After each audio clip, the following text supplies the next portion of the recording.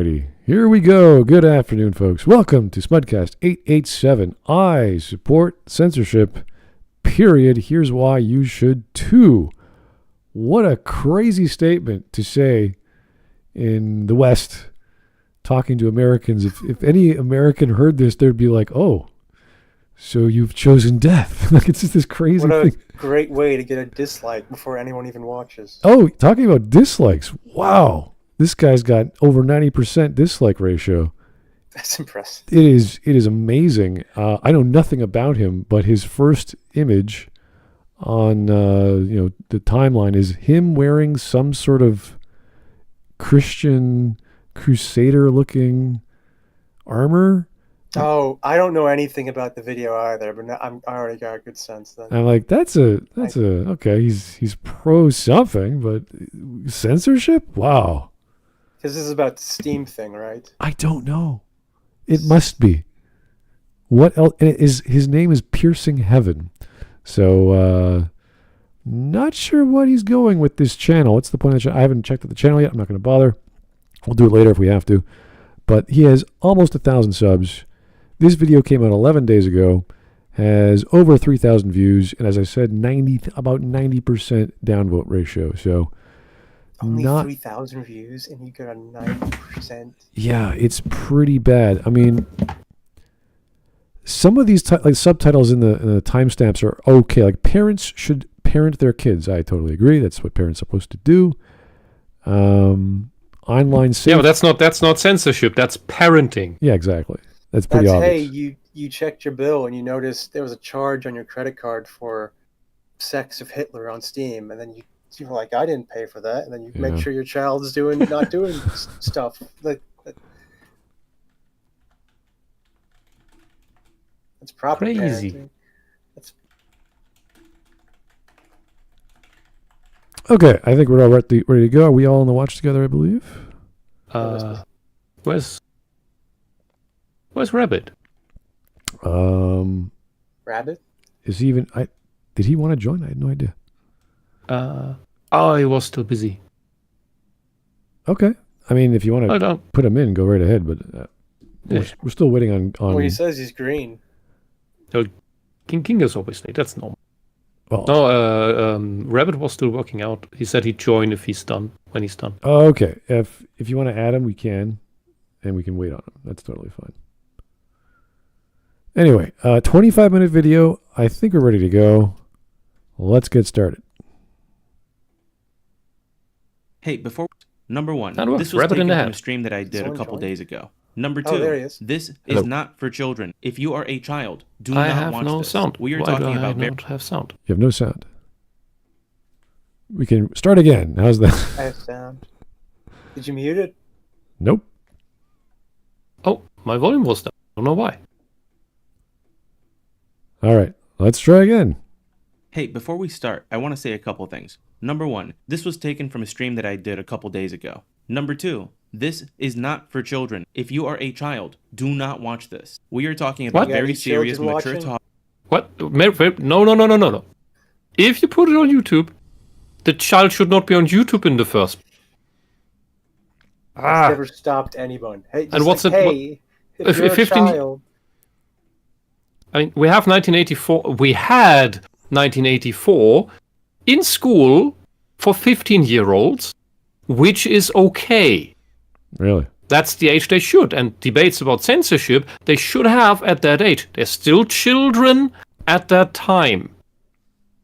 And a child will not give a shit to anyone on the internet saying, if you're a child, you shouldn't watch this. That's why parents come in. They're the only ones who can actually protect children from doing anything there. That's it. Sorry. Go on. All right. Go on. Topics, and I do not want to scandalize any of you. They let us write Brave New World in high school. Like that. I think 16 was where in literature class they gave us Brave New World, and that has all sorts of mention of horrible drugs things and sex. The first chapter, yeah, I know. Murder and polyamory and not stuff. Brave New World is a tough one, and it's also an admission of what they actually want to do. Because you may read it as, oh, it's a warning of dystopia. Yes, but it's also an advertisement, because Aldous Huxley was, believe it or not, he was actually on the side of the dystopians who want to build that society. He wrote Brave New World in a neutral manner, not in a manner of critique. By writing it in a neutral manner, you can read it either way. That is the trick of it. Orwell's 1984, that was an actual critique of the dystopia. Well, between the two, I always got the sense that the 1984 was far more directly condemning of everything that was going on. Well, Brave New World is just like describing it, and it's not really a condemnation of really anything until the last part of the book when John is suddenly the main character. Yeah, that's why it's a secret advertisement with the fig leaf at the end. There's a bit of that. There's a lot to. It becomes that once you know what Aldous Huxley's actual points of view were. Well, I don't really want to get into the argument of what the author was trying to do. There's plenty of stuff in every chapter to make you go, whoa, this is extreme. This is really... This is a weird society. Yeah. Drug controlled, eugenics based. Everything's like, this is so over the top. Oh yeah, if you are psychotic eugenicist socialist, you will read that and think, yeah, that's a good idea. Okay, anyway. Look at politics today. Let's get back to the video. Here we go. Okay. That's video. We're going to be talking about Steam, itch.io, and most recently the UK censoring pornography. I'd like to open with Christian my own Twitter profile podcast. because I tweeted a lot about this. Please pause when you say something. Yesterday I said, the feminists have deporned parts of Steam and the entirety of itch.io. Thank you, feminists. Maybe you weren't so bad after all. And why is that a good thing? How is that a good thing? I'm really glad of all things that got deporned, it was Steam, and not because, go on. Not the other huge, vast, messed up parts of the internet. Yeah, when you talk about adult content on Steam, there's a lot of racy games here and there. There's a lot of those visual novel-ish games that have an anime connotation. There's a lot of dating sims. There's a lot of otome games. There's tons of stuff that will always be caught in these sweeping things, right? And things flagged that are not that shouldn't be caught by this. Yeah. By the way, by this very thing, Galacticare by Bright Rock Games should be taken off of Steam, but it's a very lefty game, so it will remain. All the porn games on itch.io are also still on there. Was it? Because I remember one in the early 2010s. Because Gabe Newell is the guy. Because Valve got into shit for this a while ago, where they would, and I can't remember the exact instance, but wasn't stuff like Manhunt banned from Steam for a while?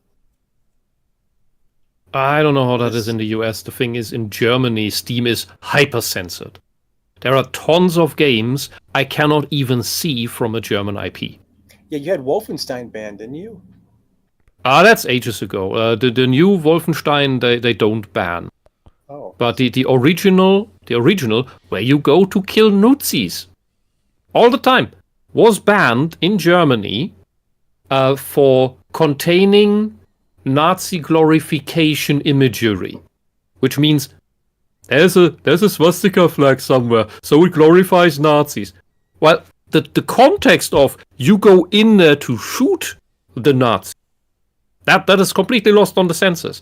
The censors in Germany were so ravenous that they wanted to ban anything even remotely related containing any Nazi imagery. You were only supposed to see the black and whitened documentaries about World War II. And why do I say black and whitened? Because they deliberately took out the color of the historical footage so that all the big rallies were in black and white. Why? Because if you actually show them in color, which is what they were taken in. We already had color TV at the time. You would see that, all these Nazi rallies, there's a lot of red flags there. And they look surprisingly similar to the communist rallies, almost indistinguishable from afar. And they don't want you to see that. They want you to think that it's totally different from what the communists did. But that's I'm getting a bit off topic. The thing is with Steam, we were at Wolfenstein. What they ban in Germany, most of all, is everything to do with violence.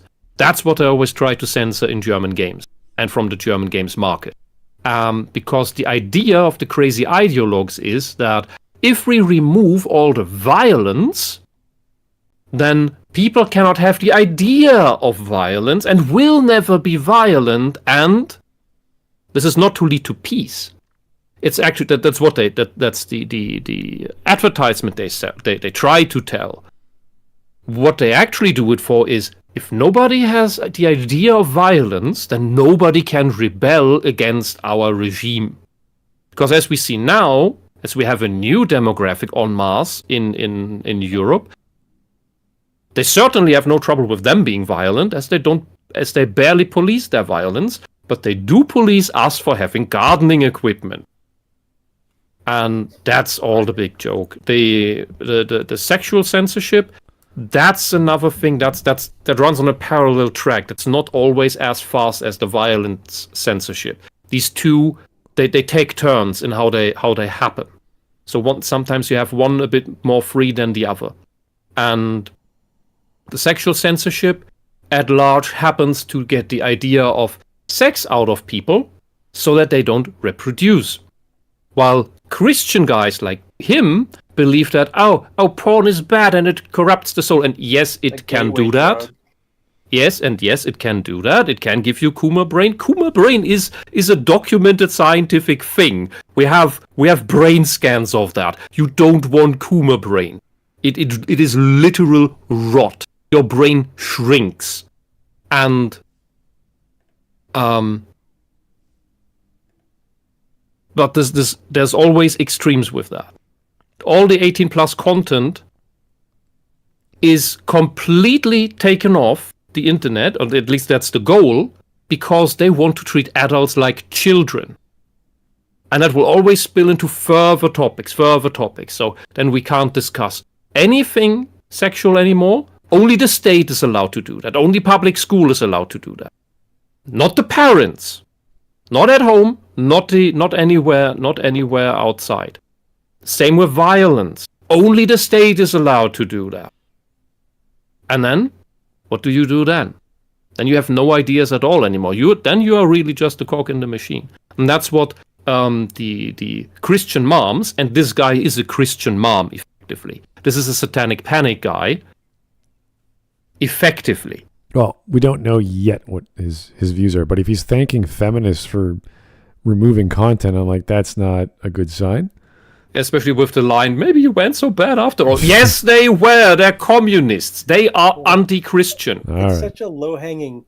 I'm more of like upset about the low-hanging fruit of it. If you wanted to say, hey, the pornographic stuff on the internet is bad, that's a legitimate conversation.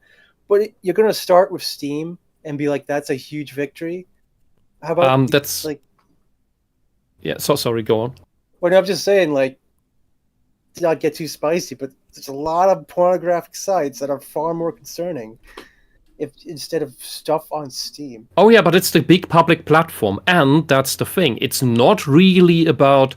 so censoring this specific topic is itself just a means to an end. Because what it really is, deep down, is that an external, non-governmental entity that is not the people at all, but just some random entity, now dictates what Steam can and can't platform. The payment processor. So in the long run, it's not the payment processor is not the bank in itself, but it falls into the general idea of that's the people who control the money. And they are not elected. They have absolutely no legislative power, but they create legislative and thereby executive and judicative force. They become now judge, jury, and executioner. And that is against every single free constitution on this earth. These payment processors need to be torn apart just for trying this. And we need to set up new ones. All right, let's get back to the video and hear what he has to say about whatever this is Only topic was. 30 seconds in. Thinking feminists, and it's like, yeah, I know. I never thought the day would come. But here's the thing. Frankly, they are the only ones who care to do anything about this. One of the accusations that we Christians get when we talk about banning adult content is the notion that we just... You're not a Christian if you want to ban adult content outright. You're just a useful idiot to the socialists. Like minded, we don't think about the nuances, we don't think about consequences, we just want the thing banned. Really? You have no... because that's what they did. We have no concept of why we're doing this. We just don't like it, therefore it must go? Wow. That's... You just, by thanking them and thinking this is a good move, you proved exactly that idiot brain that you claim you don't have. It's kind of like, what does it mean to be American again? Yeah, it doesn't matter. It doesn't really matter. Who cares? Constitution, freedom of speech, doesn't matter. It's very simple. The internet is not for children. End of story. Just as children shouldn't drive cars, children shouldn't drink, children shouldn't have guns, children shouldn't be at the war front, children shouldn't, or basically everything that the left wants them to do. Voting would be a good one. Yeah, children shouldn't vote. Yes. I'm at the point where the funny thing is also, the older I get, the more I think, yeah, looking back, the voting age should be up at least 25. I'm not even saying 21. 25, and you should have served or done something similar where you are alone with your own thoughts and no distractions for several hours a day. So you're forced to reflect. That plus 25 years, then you may be wise enough to vote. Write a test. The left pushes that down. Yeah.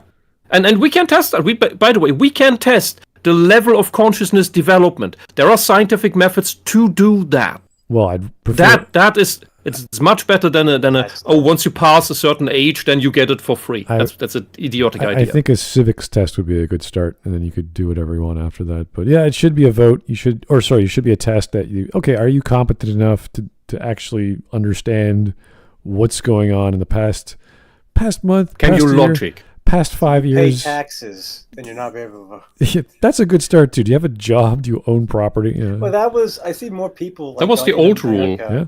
Yeah, on the America perspective of it, like I see more people who say we need like a complete reconstitution of the voting rule of back when they said, hey, you can only vote if you own property, or like you can only vote if you have some sort of like skin in paying taxes or the government. Yeah. Or I think and with that is meant an active taxpayer. Like you have an income from which you have pay taxes off, not just there's value-added tax when you buy cookies from the store. That's also paying taxes. That doesn't count.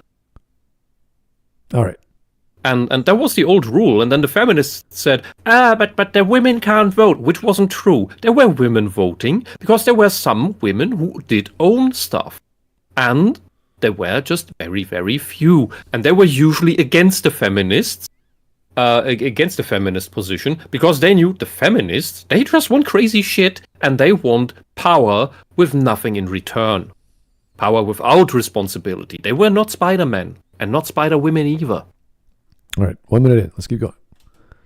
And consequences be darned. But no, that's not at all the case. Like we are I would like to think that we're at least somewhat intelligent and we're capable of rational thought. I appreciate being nuanced about this. The feminists of deep believe you are nuanced. Well, there is this group of feminists that basically they gather together and they advocate for the removal of the objectification of women. All right, so this is a very stupid, if not illogical concept, because when you objectify something, you're saying you're bringing out the qualities of the object, meaning its aesthetic properties.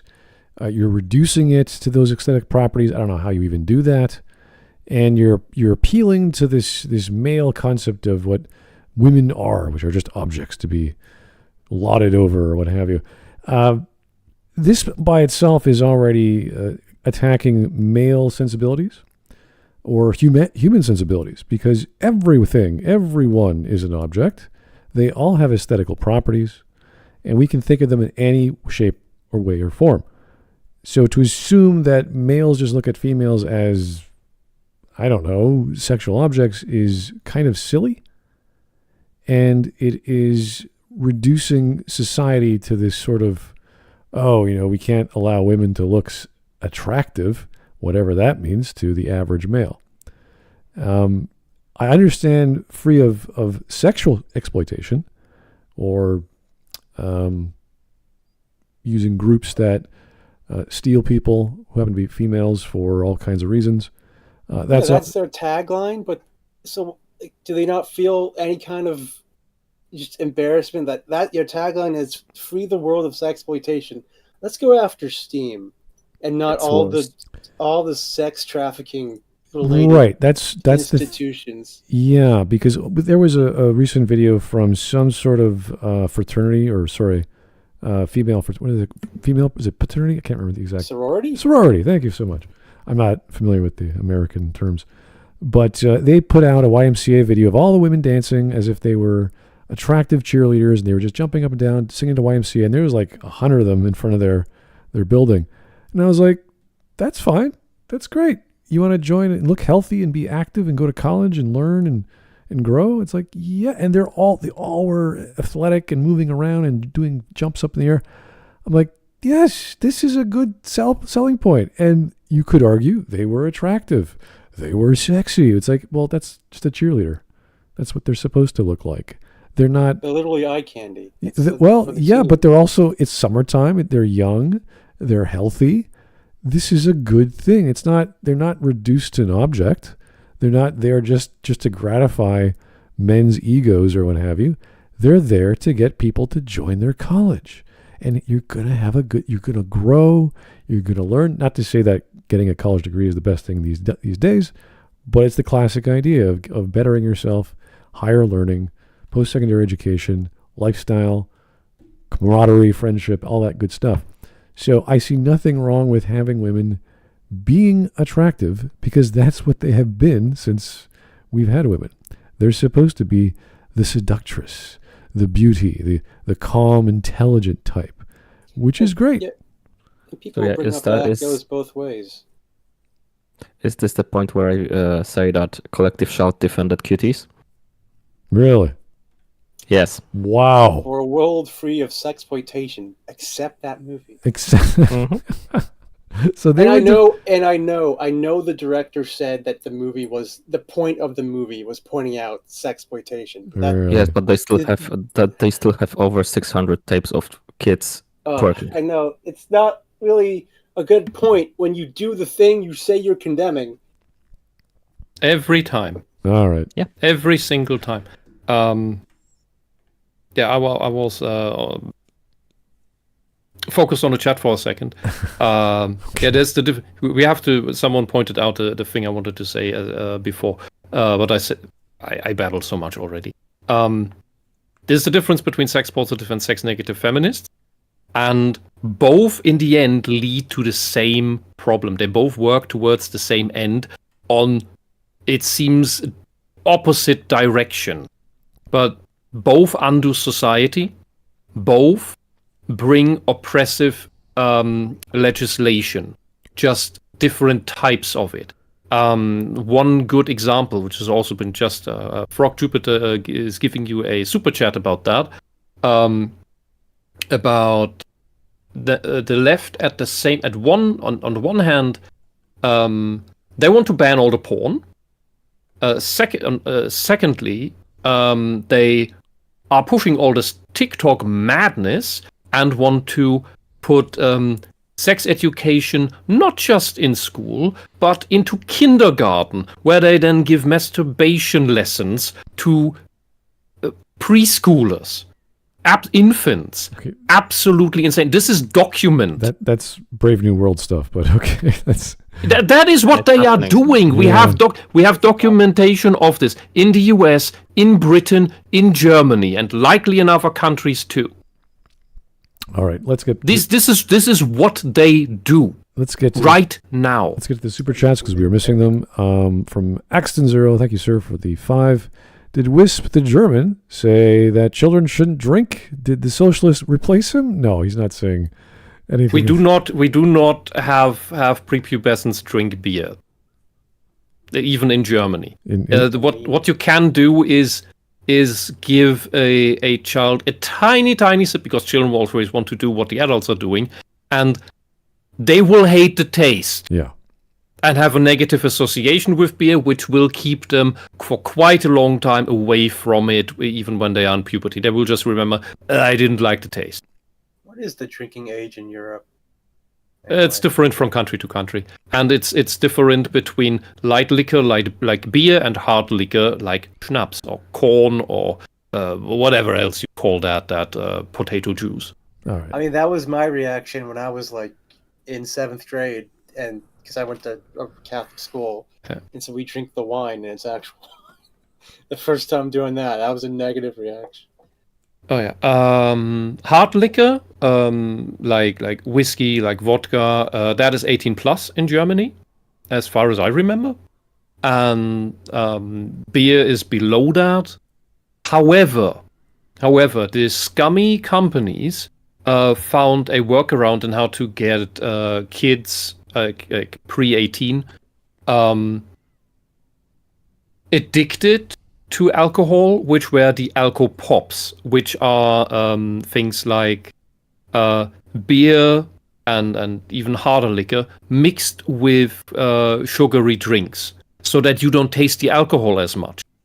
And there was a high time in the 2000s, 2010s still, where you had a generation that was hooked on that stuff, and it probably caused a lot of damage. And I would even believe that a lot of those ended up in lefty politics. But that's the last thing is just a hunch of mine. I have absolutely no data for it. All right. Okay. Here's one more from Frog Jupiter. Go back to the video. Thank you for the 5. Why does the UK Gov, who wants state-enforced sex ed for kids, suddenly desire to have internet ID in order to protect the kids? Too long, didn't read. It's not about kids. Exactly. It's not about kids. It's about gaining power through enacting censorship laws, through controlling the education sector completely, which is what ministries for education are really about. If you look at the US, their education went down after the Civil Rights Act and through the Ministry of Education, which was always left-wing controlled. And how dare Trump shut it down? Yeah, because it's just pushing socialist propaganda that says math is racist. It's write what you feel is the answer. There are different ways of doing math, like feeling it. Like, fuck off. That's so deranged anti-science garbage that if you even though they are doing it right now, if you tell it anyone who doesn't know that they are actually doing that already, will tell you, no, they would never. That's crazy. You are insane. You're a tinfoil hat. And when you show it to them, they still don't believe you because it is just too crazy. The thing is that too crazy is an amazing shield for doing really crazy stuff. All right. Honestly, I agree with, keep kids from the internet, ban kids in school from having phones. Yeah, no tablets in school, no smartphones, and the thing is that but kids need to learn how to use the technology. Yeah, they do that at home. Yeah, we learned that through video games. Computers. Yeah, we are the generation. Sorry that I keep running, but I grew up in the 90s, 2000s, and the kids there in those decades that knew anything about tech were the kids that played video games like mad. Not the console peasants today. We also played with consoles, no question. I did both PC and console. I was an all-rounder, but the kids today, even then, there were kids that only played on consoles. They were not that tech savvy. But the kids that played video games were usually the ones more into tech and also thus more versed in tech. The kids today that just use tablets and smartphones, they're not very tech savvy. They know how to use a few of their apps and click on the funny icons on the touch screen, but they don't actually know how to use any technology. They can't repair your printer. Oh, they're gonna just ask Grok now. How do you repair a printer? Yeah, and we already have studies that show that different approaches on solving problems keep you either increase your smarts or they reduce your smarts. And what definitely reduces your smarts is asking the AI everything. We have brain scans that, similar to Kuma brain, shows the brain matter is reducing. Using the AI for your problem solving, for your homework, for your university, for everyday shit, it shrinks your brain. You are becoming the bug. All right, let's get back to the video about feminism and collective objectification of women. And so this would be stuff like movies, television, and video games. And so ignoring past controversies, because again, they're feminists. I'm not going to agree with them on everything. Frankly, I'm surprised that I agree with them on anything at all. This group of feminists, they essentially they lobby the payment processors in order to get them to remove the adult content from their from the storefronts that they serve. And so especially targeted were Steam and itch.io. And so Steam, everybody knows Steam is the central hub for PC. Even before, you couldn't find the porn stuff on itch.io without actively looking for it. Recommendations for other such games on itch.io you only got through actually looking, downloading one of those adult things. On the standard site, you can hardly even search for that stuff. It's not recommended. So this is stuff that you already need to know about. Just saying. So, and Steam. Yeah. Also, it is crazy how apparently 1,000 emails or something like that were enough to convince a massive conglomerate to basically crack down on stuff like that. And people constantly right now flooding the phone lines for Visa and MasterCard is doing almost nothing. Yeah, because that's just astroturfing. This collective shout thing is a complete astroturf by the payment processors and their ideological partners in politics in order to justify, there were concerned people on the corridor, and they said, we need to do this thing, or we're bad, so we're doing the thing now that we invented ourselves so that we can do some tyrannical bullshit. And we see the same at any kind of demonstration out there. When it is something that the government actually wants to push through, they and the news organizations, including your state news that we have, of which we have a lot in Germany, will exaggerate the numbers that were there. They may only have 3,000 people there, and they will say, it was 10,000, 20,000, it was 50,000 people there. And when you actually have 200,000, 300,000 people, they will say, it was just 10 to 20,000 people, police estimates. And I have been there. I have, at when Germany, for years, with mass demonstrations, was demonstrating against data retention, which is the ISPs, the phone companies, keeping your location data and internet history, basically, for up minimum 6 months of everybody.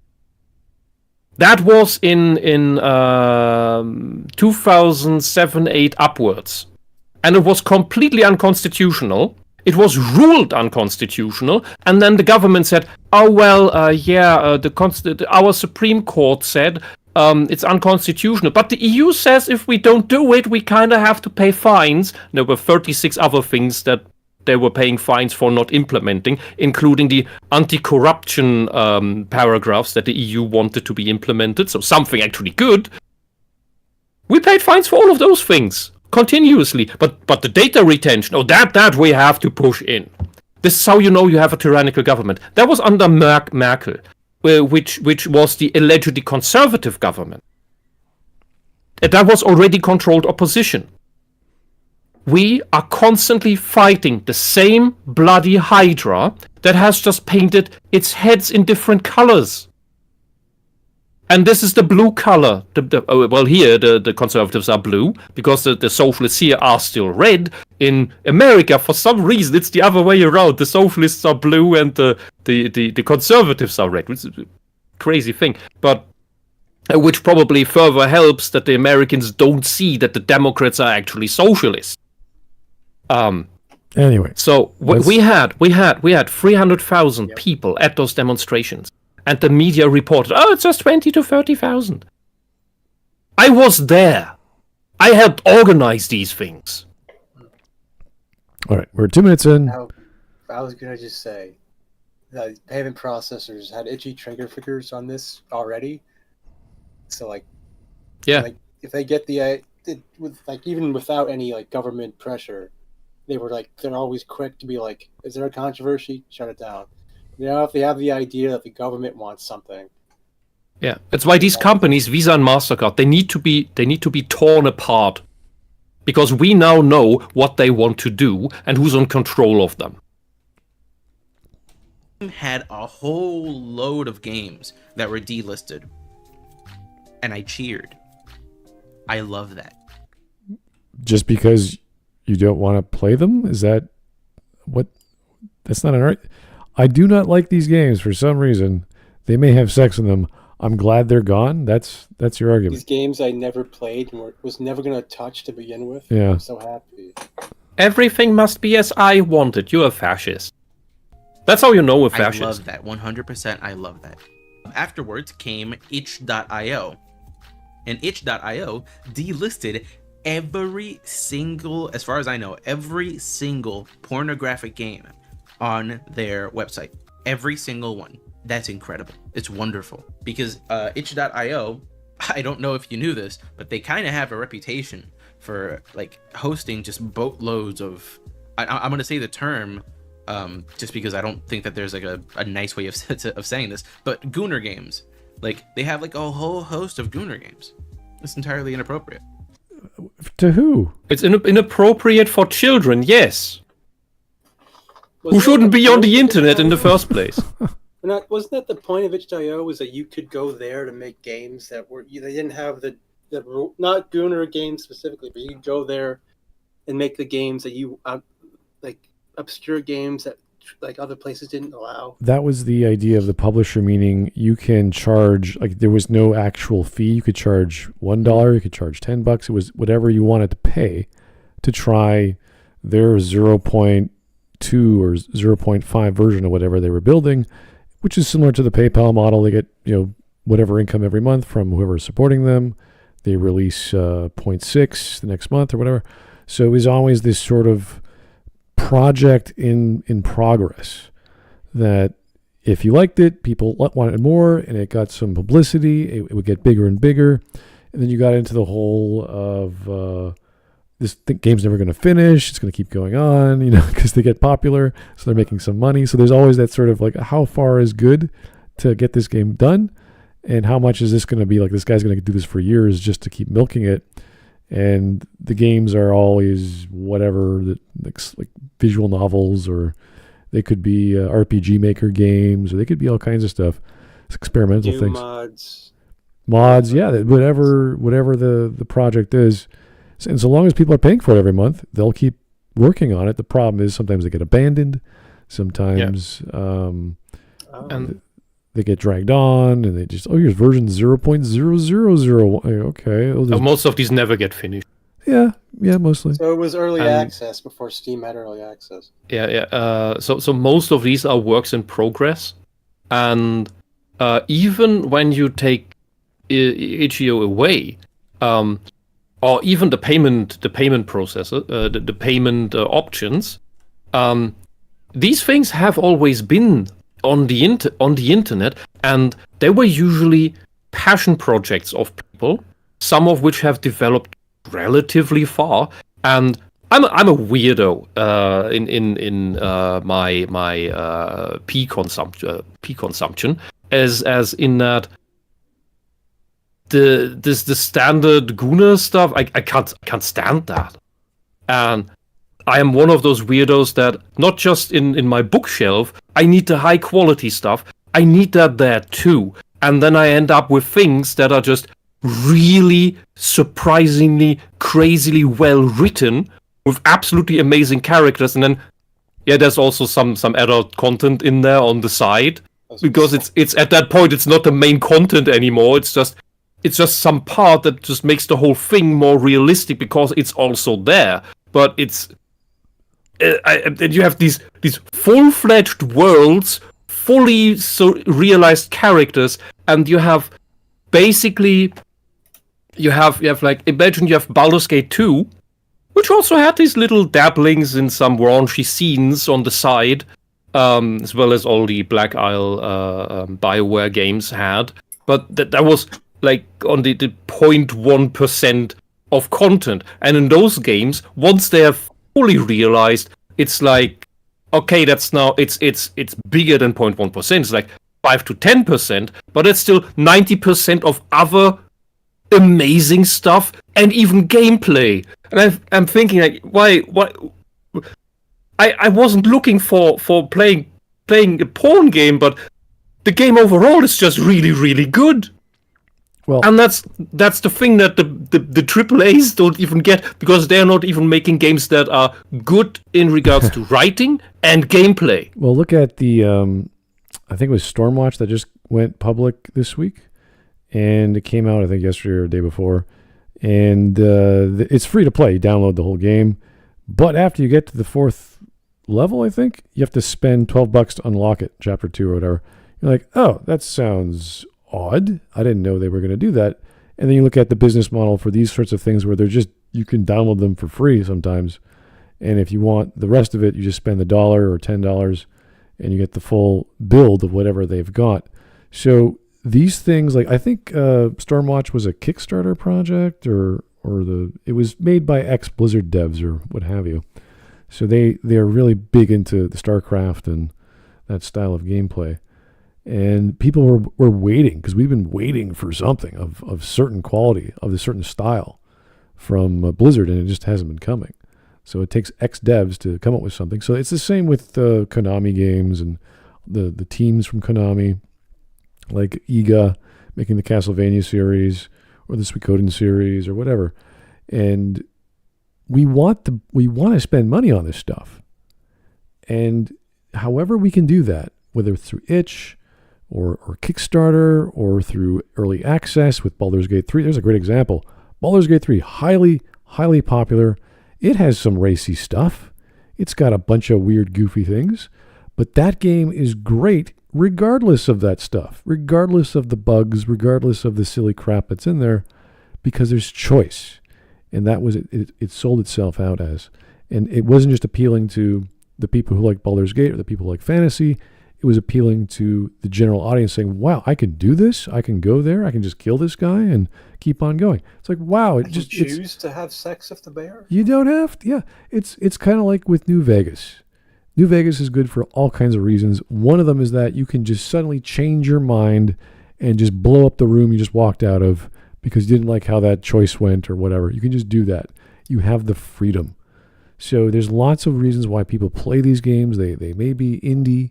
They may be AA, they may be even smaller, but they give you the freedom to express yourself and to play something that you can't get anywhere else. And that's why they exist on these platforms.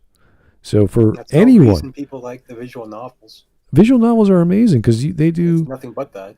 It's like 90% storytelling, and then you'll have maybe like 5. Well, actually, probably more than that. Probably like 10% gameplay.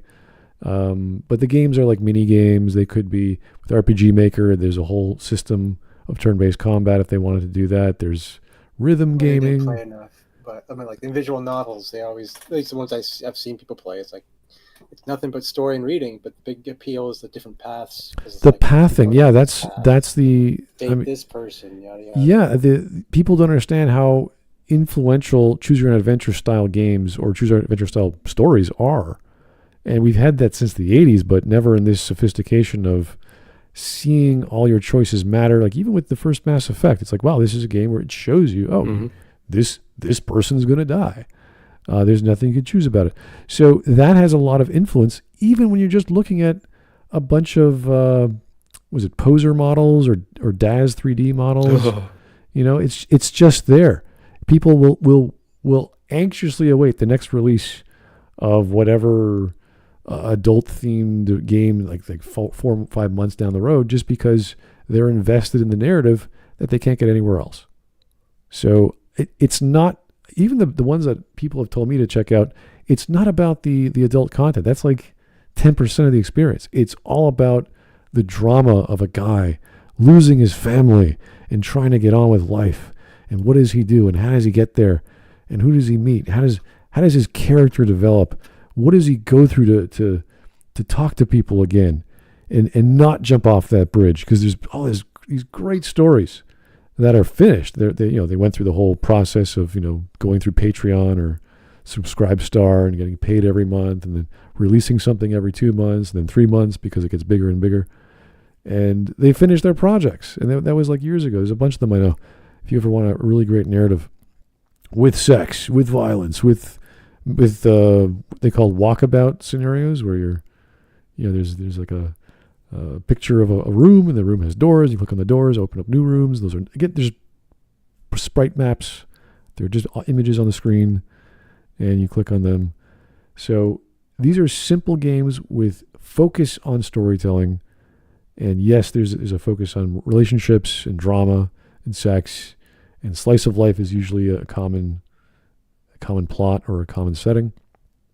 And people, it's like, to me, it's like watching a soap opera from whatever country. They have all kinds of racy soap operas all throughout the world. So anyway, he does not like Gooner games. Good for you, sir. I don't like the fact that you're celebrating that, but a lot of people do enjoy them for many reasons. Which with Steam and itch.io, the biggest argument that was raised is like, oh, credit card companies shouldn't have this much power, this much authority. Problem is, they already do. I don't know if you remember, but back in 2022, we had the Canadian trucker convoy, and oh no, it was a protest against. Has Dev made a video on that yet? What kind of point is that? The problem is. Oh, well, the problem is they already do. Yeah, people are saying they shouldn't have it at all. It doesn't matter. The issue is not, who gave money to the trucker convoy. That was already figured out, and it was mostly Canadians. No shit. The issue is the government should not be abusing their citizens and thinking they are enemies of the state, that you lock them in prison without an excuse, without a crime being committed, freeze their bank accounts, and then threaten them with all kinds of other punitive damages for what? For being in the capital of the country and having permits to freely express your discontent. What was Trudeau's argument? That they were funding terrorism because they gave money to the truckers? Here's the thing. It was. And the thing is, the government proved to be the enemy of the people. That is what happened. And like all socialist tyrannies, they will always project and say, oh no, if you rebel us, you are the terrorists. No, terrorism is when anyone, including the government, creates an atmosphere of fear in order to push certain policy. And how often have Western governments done that? How often does any left-wing government do that? How often can say That as is what American- they do. I grew up in East Germany, well, the aftermath of East Germany mostly, but that is what socialism does. It creates an atmosphere of fear to rule. Well, the issue was that whether this was legal or not, and we took this case to the Supreme Court. The Supreme Court says they shouldn't have done this. This was a gross misuse of power. And Oh, and what was the consequence of that ruling? Oh, yeah, Who you went to guys won jail? that, Did Trudeau go to jail? he got booted out this year, but that's, nothing, This year? nothing to do with the convoy. It's everything to do. He went out on his own terms. So Uh, the answer is nothing happened. Just Right. as after our Supreme Court ruled that, oh, Angela Merkel broke the Constitution, probably more than once, after she was out of office, already, years later, and so happily publishing a book that nobody wants to buy, by the way. Well- That was really funny. She was at her own book signing with security and everything, and She wrote a book. nobody showed up. Nobody, really, nobody came to Angela Merkel's book signing of her book. The security guards had to buy a book just to save face. I don't know, well, but it's. I'm joking. I would have loved to be the camera in that room that just Yeah. records all of her sitting there waiting on, I don't know, some desert grass tumbling by, some tumbleweed. Brock, make that image. well, we're still waiting on the sentencing of the two leaders of the convoy. It's this year. I don't know exactly when. It's going to be next month probably. Whether it's going to be 7 years maximum or nothing, we don't know yet, because the judge has to take into account the Supreme Court ruling, meaning they didn't do anything wrong, but we have to figure that out. And then there's one of the lawyers representing one of the two people had their assets frozen this year because they decided to buy some cryptocurrency, which is totally legal, but RBC didn't like that for whatever reason. And RBC says, oh, it has nothing to do with the fact that they're a lawyer for the convoy. It's the fact that they bought crypto through our systems, which you can do through their systems. So I don't know what the hell is going on with the largest bank in Canada, but it doesn't look good, which just so coincidentally happened the day of the courtroom case that the lawyer was doing their trial. So there's a lot going on in Canada that we're still waiting on and worried about. So I want to see what he has to say. If this is just like, well, Canada did it, therefore it's good. It's like, no, sir. Well, that's such a stupid, him trying to be like, because his point was like, oh, people are saying payment processors can't do this. And his response was, well, the problem is they already can. The problem is that they can. So what's the point of what point are you making? That's the problem people have. It was They're like trying to say, oh, because they have the power now, therefore we just got to deal with it and accept that they have it. No. Yeah. The government should not be telling the banks what to do. Let's just say that. So. YouTube still censors it. The Canadian government was requiring that all truckers be injected with the shot for the Wu flu, and they need to be like up to date with it and whatever. And the Canadian truckers didn't want to do that. Excuse me? They did it. That's the whole point. They were forced into it, or else they couldn't work. And they went, wait. Which is really strange because they are isolated in their little cabins all day long. Yeah, it's. I want to see where he goes with this because he doesn't know what he's talking about.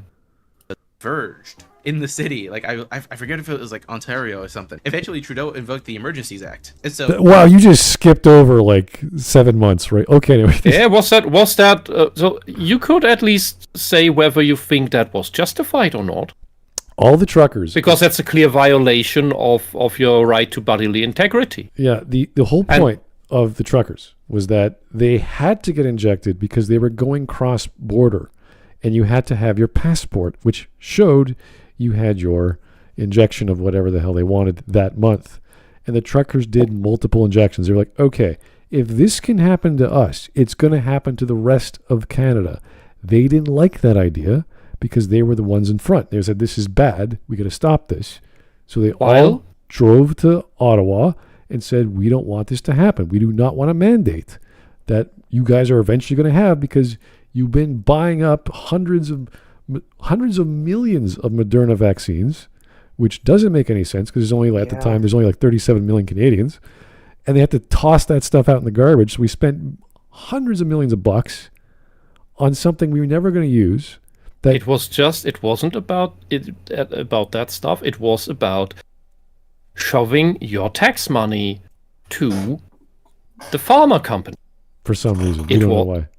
Wait, they didn't it's called redistribution of wealth from you, the bottom, to the top, the rich. That's what socialists really do. Yeah, and also to the massive store chains, because only the biggest ones were allowed to be open. Oh, you're right. Yeah. Wait, so the small ones were all killed off. Vaccines. So they didn't like buy more because it was about pushing boosters, right? Too. Well, that was later on, but they wanted that you retake these things every few months, which is absolutely insane. Anybody who knew even the tiniest bit of immunology, including you could have had that in your high school curriculum. Yeah, is that if you inject a thing repeatedly into your body's immune reaction will eventually dwindle, and your body just accept the stuff being there as it thinks, oh, that probably should be here, which is exactly what we do with organ transplants, because those organs aren't part of your body. Yes. So your body's immune system will at first fight them. That's why we need to immune suppress, and eventually the body gets used enough to the organ that we can let the immune system come back a little bit. Yeah, it feels like forever ago because of how awful it was, but that was literally the flu. It made no sense in any way. That was literally the flu shot. That's why the flu shot is different each year. Because it's a different flu every year. Yeah, it's just the way they tried to sell it made no sense. And that's the classic, and that's a classic actual vaccine where you use the actual thing in a dead manner that is injected so that your immune system can test around with it. And the Chinese, by the way, they used the classic one against the coof. Yeah, but nobody else did. The ER doctors in Canada were like, even if you do get an injection like the flu vaccine, that's only good for like a month, maybe 2 months until the virus mutates again, which it will. But they do it because, which is fine, because that's what they do. They're in the health field, so they have to get injected with whatever to prevent their patients getting. That was a whole separate controversy over here. Yeah. Well, the other thing, were refusing it. Yeah, because they knew what they're telling, what they're officially telling, and what some of these frauds, these hack frauds, with licenses, also said was scientifically absolutely, completely wrong. Everything they said about the immune system, immunology, virology was complete garbage in order to push a bleeding edge product that in all of its research only led to disaster. And they already wanted to push something similar to this in 2008 with SARS-1.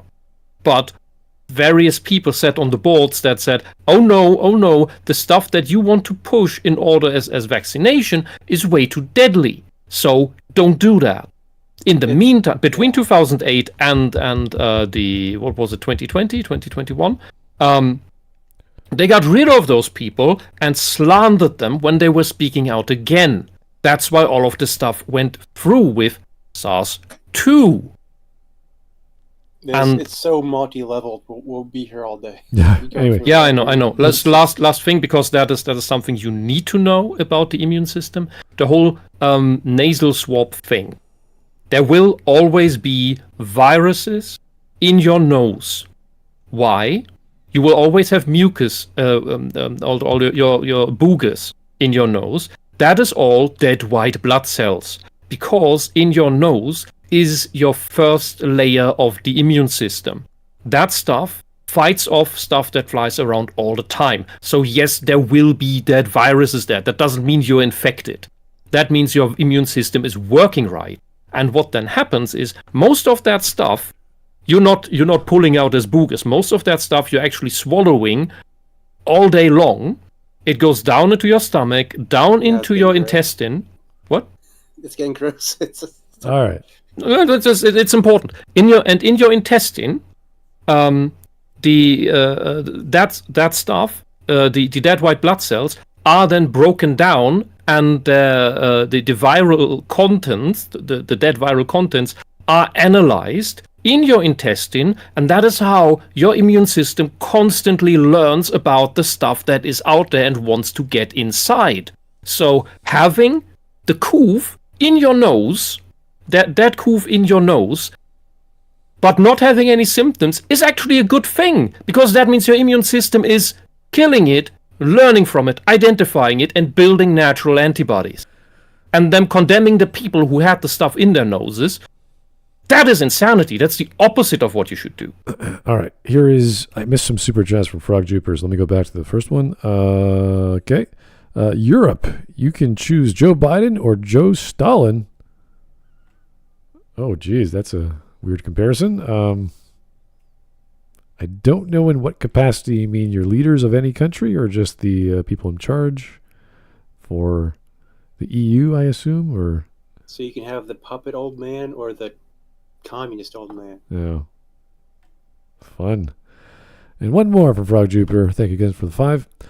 Canadian truckers is why I don't want them to have this power, especially in the age of civil rights, where any other business would have risked a lawsuit. Let me think about that. Mm-hmm. It would have been, I mean, if it wasn't the truckers, it would have been some other group that said, wait a second, we understand, like maybe the nurses or maybe people dealing with this problem directly. It's like, wait a second, I understand my position, but that shouldn't be applied to everyone else. Well, If it had been a classical vaccine, an actual vaccine, because that thing wasn't, people wouldn't have objected to it. And the classical vaccine would also have been ready earlier. Well, the problem everybody had at the start was the coercive aspect of it. I think even if the vaccine was 100% fine, people still would have rightfully had a problem if it was mandated like that. Oh yeah. But when you mandate, one, you mandate it. 2, you mandate a weird new technology that at the same time that has a horrible track record, and secondly, is absolutely lied about how it's what the science of it all is. While they tell you trust the science, we are the science, and do not doubt us. Those are just tons of red flags of stay the hell away from that. That's poison. All right, we are... Sorry. Hi, Ginga. Hi, Ginga. Are you happy? We are slowly getting through this video. We're only in 3.5 minutes in. Still want to know where he wants to argue Trudeau and the... He didn't even finish the trucker thing. Yeah, I want to know where he's going with this, because I'm like, oh, this is not a good start. Here, this. In invoking the Emergencies Act, we are broadening the scope of Canada's anti-money laundering and terrorist financing rules. It has nothing to do with money. Nothing. We have a separate branch of the government that deals specifically with business, and they saw all the transactions that were going through to the Give, Send, Go or whatever company that did that, and it was like a few percentages that were from foreign countries. Everything else was Canadian. And that was like a big argument. And if you look into socialist ventures, you will find money laundering, but they are not targeting them with that. And terrorists against terrorist financing, man, I wonder why they bring millions of Muslims into the country, of which many are terrorists, and then they get state funded. So maybe the state shouldn't fund terrorists by giving them your tax money. In your own country, not just across the world to fund some weird upcoming guerrilla bullshit. But no, in your own country, and then they built their temples with it. All right. So that they cover crowdfunding platforms and the payment service providers they use. These changes cover all forms of transactions, including digital assets such as cryptocurrencies. As of today, a bank or other financial service provider will be able to immediately freeze or suspend an account without a court order. Without a court order, that's crazy. Yeah. So the legislative body or parliament can just say, you're done, without having to go through the legal system, which is judge, jury, executioner. They have full power, exactly. Because these were these weren't truckers that worked for the government. These were private. Pretty much, yeah. Yeah, and don't never forget, because people don't even know that. Read the Communist Manifesto. It's free online. It's not very long. Central banks, which are always, that's capitalism. That's the enemy of socialism. No, central banks are the key feature of socialism. The central bank is to control everything in the end, because they control your life. That is why everything is fiat currency, and that is why everything is to be digital currency. But when everything is digital currency, it all has to go through some system. Money that you can touch, or even currency that you can touch, that is physical, the government or any other entity doesn't have full control over. Once it is digital, they will. And then they can just say, I don't really like your views. You vote for the wrong party. You don't have access to your bank account anymore. Good luck paying rent. Good luck making money. Good luck buying food, water, internet, anything. You are dead. Passive-aggressively. They can decide to end your life in a passive-aggressive manner and then say, we didn't actually kill you. We just upended your ability to acquire resources of any kind. It's the same argument that the KGB brought when asked, you are killing people by sending them to Siberia and without winter clothes. And the KGB said, we're just sending them to Siberia. We're not actually killing them. Well, what do you think happens when you send them there and they don't even have winter clothes? We didn't cancel you. We just made it impossible for you to get a job, because everyone you applied to, we tell them, hey, why are you hiring this person? Exactly. All right. Canada. But this applies to other countries too. Like these payment processors, if they so choose, they already have this power. They just chose. No, this does not compute. It only is applies he fine to Canada. With that? It only applies to Canada, dude. What are you talking about? They have this power if you let them, if you don't enforce your laws. Is he saying this is the current thing right now with Steam is okay because this happened in Canada a few years ago? It's a silly comparison, but the idea is that the government does something and allows, I don't know, the bureaucrats to control the banks, whereas Steam is like, okay, well, we need a payment processor to transact, and they don't like the transaction, so therefore we have to comply. Even in America, they didn't go this far of just the government did it without it. Because in the U.S. government, they forced it on military men and federal employees. But the reason was, that was under their purview because that was federal stuff. It was bullshit, and they won in court. But and the big trick about that is that you can, with these measures, also weed out any opposition you have within the forces, and then say, all the thinking people are gone now, and only the willing, useful idiots are left in the force of the execution branch of the government. Yeah, amazing. The closest now I have only ideologues on my side. The closest thing I can think of, which does not really is a good comparison, is the old story of the cake shop doesn't sell to a gay family or a gay guy. That guy is still getting messed with. Yeah, he won his case, but the issue is that he's providing his own product or service. He can sell it to whoever he wants, and that's just that's you have that right. You could close up shop any reason. You can stop selling. You can stop dealing with your client at any time. That's totally fair. This is not that. This is as close as I can get, though.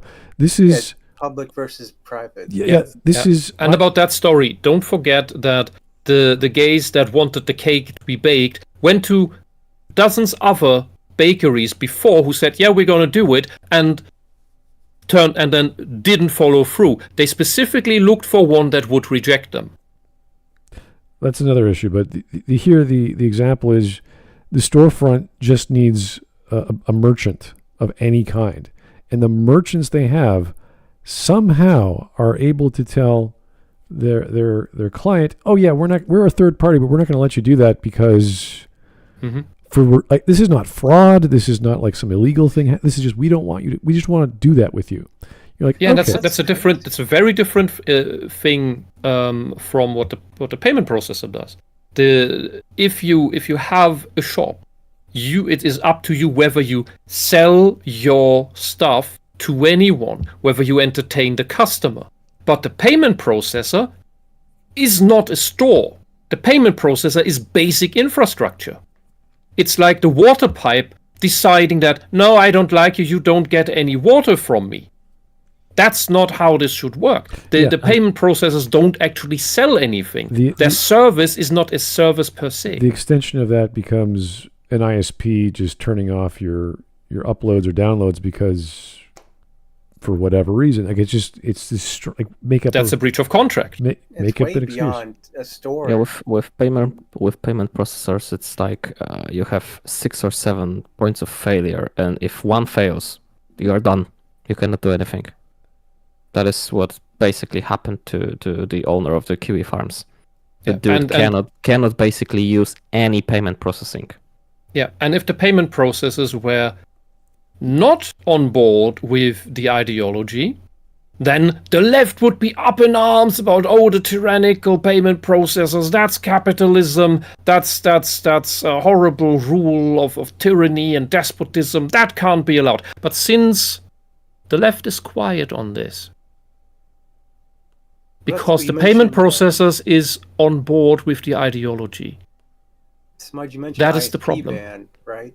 I think like the instance of that I remember is if you know what the Daily Stormer was, like that guy the site got completely banned. Like they went that far, like from like anything. I do know that in recent years that torrents have been detected. The legal element is that ISPs can't do anything, but they can say, "Oh, we've detected you're downloading this thing, which is considered illegal because it's copyrighted or whatever." So it's under the Millennium Act, but that's all they can really do. They can't get rid of. Copyright's such a different, Yeah, there's more involved. So if they want, they could contact the actual copyright holder and say, "Hey, we found this file that's been flagged, and if you want to take legal action," which they're not going to sue an individual person downloading whatever. So, but that's their legal, that they have to, like, now as a result of ISPs being more transparent, they have to notify both parties involved, but nothing's really going to happen. It's like with payment processors, they make the whole notification moot because they basically banned any kind of transaction from taking place. Yeah, I remember when I was buying stuff downtown, and all of a sudden my credit card didn't work. I was like, what the heck? I have other credit cards, so it wasn't a problem, but I had to contact my bank later that day and said, "Hey, what's going on?" I said, "Oh yeah, we noticed a few transactions occurring within 2 hours of each other." And I'm like, "Yeah, is this you?" It's like, "Yeah." "Oh, we thought someone stole your card and knew your password and your PIN." You're like, "Okay, but that didn't happen." That's me. So they do have a fraud team that are very sensitive in certain cases. I don't know how fraud they. Alerts. Yeah. Like the way it goes on here is if they notice like, man, you have a history of just like under $100 transactions, right? And then suddenly you just spent all of it. That's a little weird. Like they'll block that, and that makes sense. Yeah, they have patterns. It's based off your credit limit. It's based off how much money's in your account and the stuff you can buy. Because there are actual stores that are flagged as not necessarily illegal, but they're considered fraudulent by a bunch of websites that they use in their data analysis. So I understand if they want to turn that off for safety reasons, because they want to be careful with that. But they'll call you like 5 minutes later saying, "Hey, we detected some weird activity. Is this you?" Now they have to do that because a lot of people get screwed. Like they're on vacation, and the bank's like, "How did this card get in Europe?" And they're buying like a rental car. Like, oh my god! So there's stuff like that they have to be cognizant of as well. So it does happen in real cases, but in this, it's very different. Only thing that changes here. They already had the power. They could use it for forever. So no, there's absolutely no way Canada, whenever we get the Liberals kicked out, which is God knows how long, they will rescind the Emergencies Act. There's no way any conservative government will ever let this happen again. Could we? He's the way. Yeah. That is such a shallow understanding of everything that it's painful. He's the government basically can bringing the always do this lefty bad point. thing. Yeah. Usually lefty point of, the authority it's already this way, so why do you have a problem for it? We're only 4 minutes in, but I am starting to believe that this guy, at least functionally, he is indistinguishable from somebody who is just astroturfing. No, not astroturfing. Who is controlled opposition, a lefty who is only pretending to be a Christian conservative. Because why else would he justify, it's already this way, why do you have a problem with that? It's a weird thing to flex on if you don't know the actual Emergencies Act and why it was enacted and how. And then the Supreme Court knocking it down and lawyers still like petitioning against the government. saying I can't believe he's using the trucker thing as his first point of support. He must not know what he's talking about. Yeah, it's just a silly thing to bring up.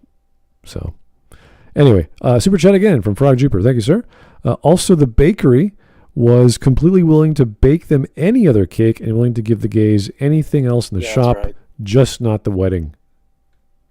Interesting. That's awfully nice. Like, again, you are a supplier of a product. You have full control over your shop. Who gets what? That makes total sense.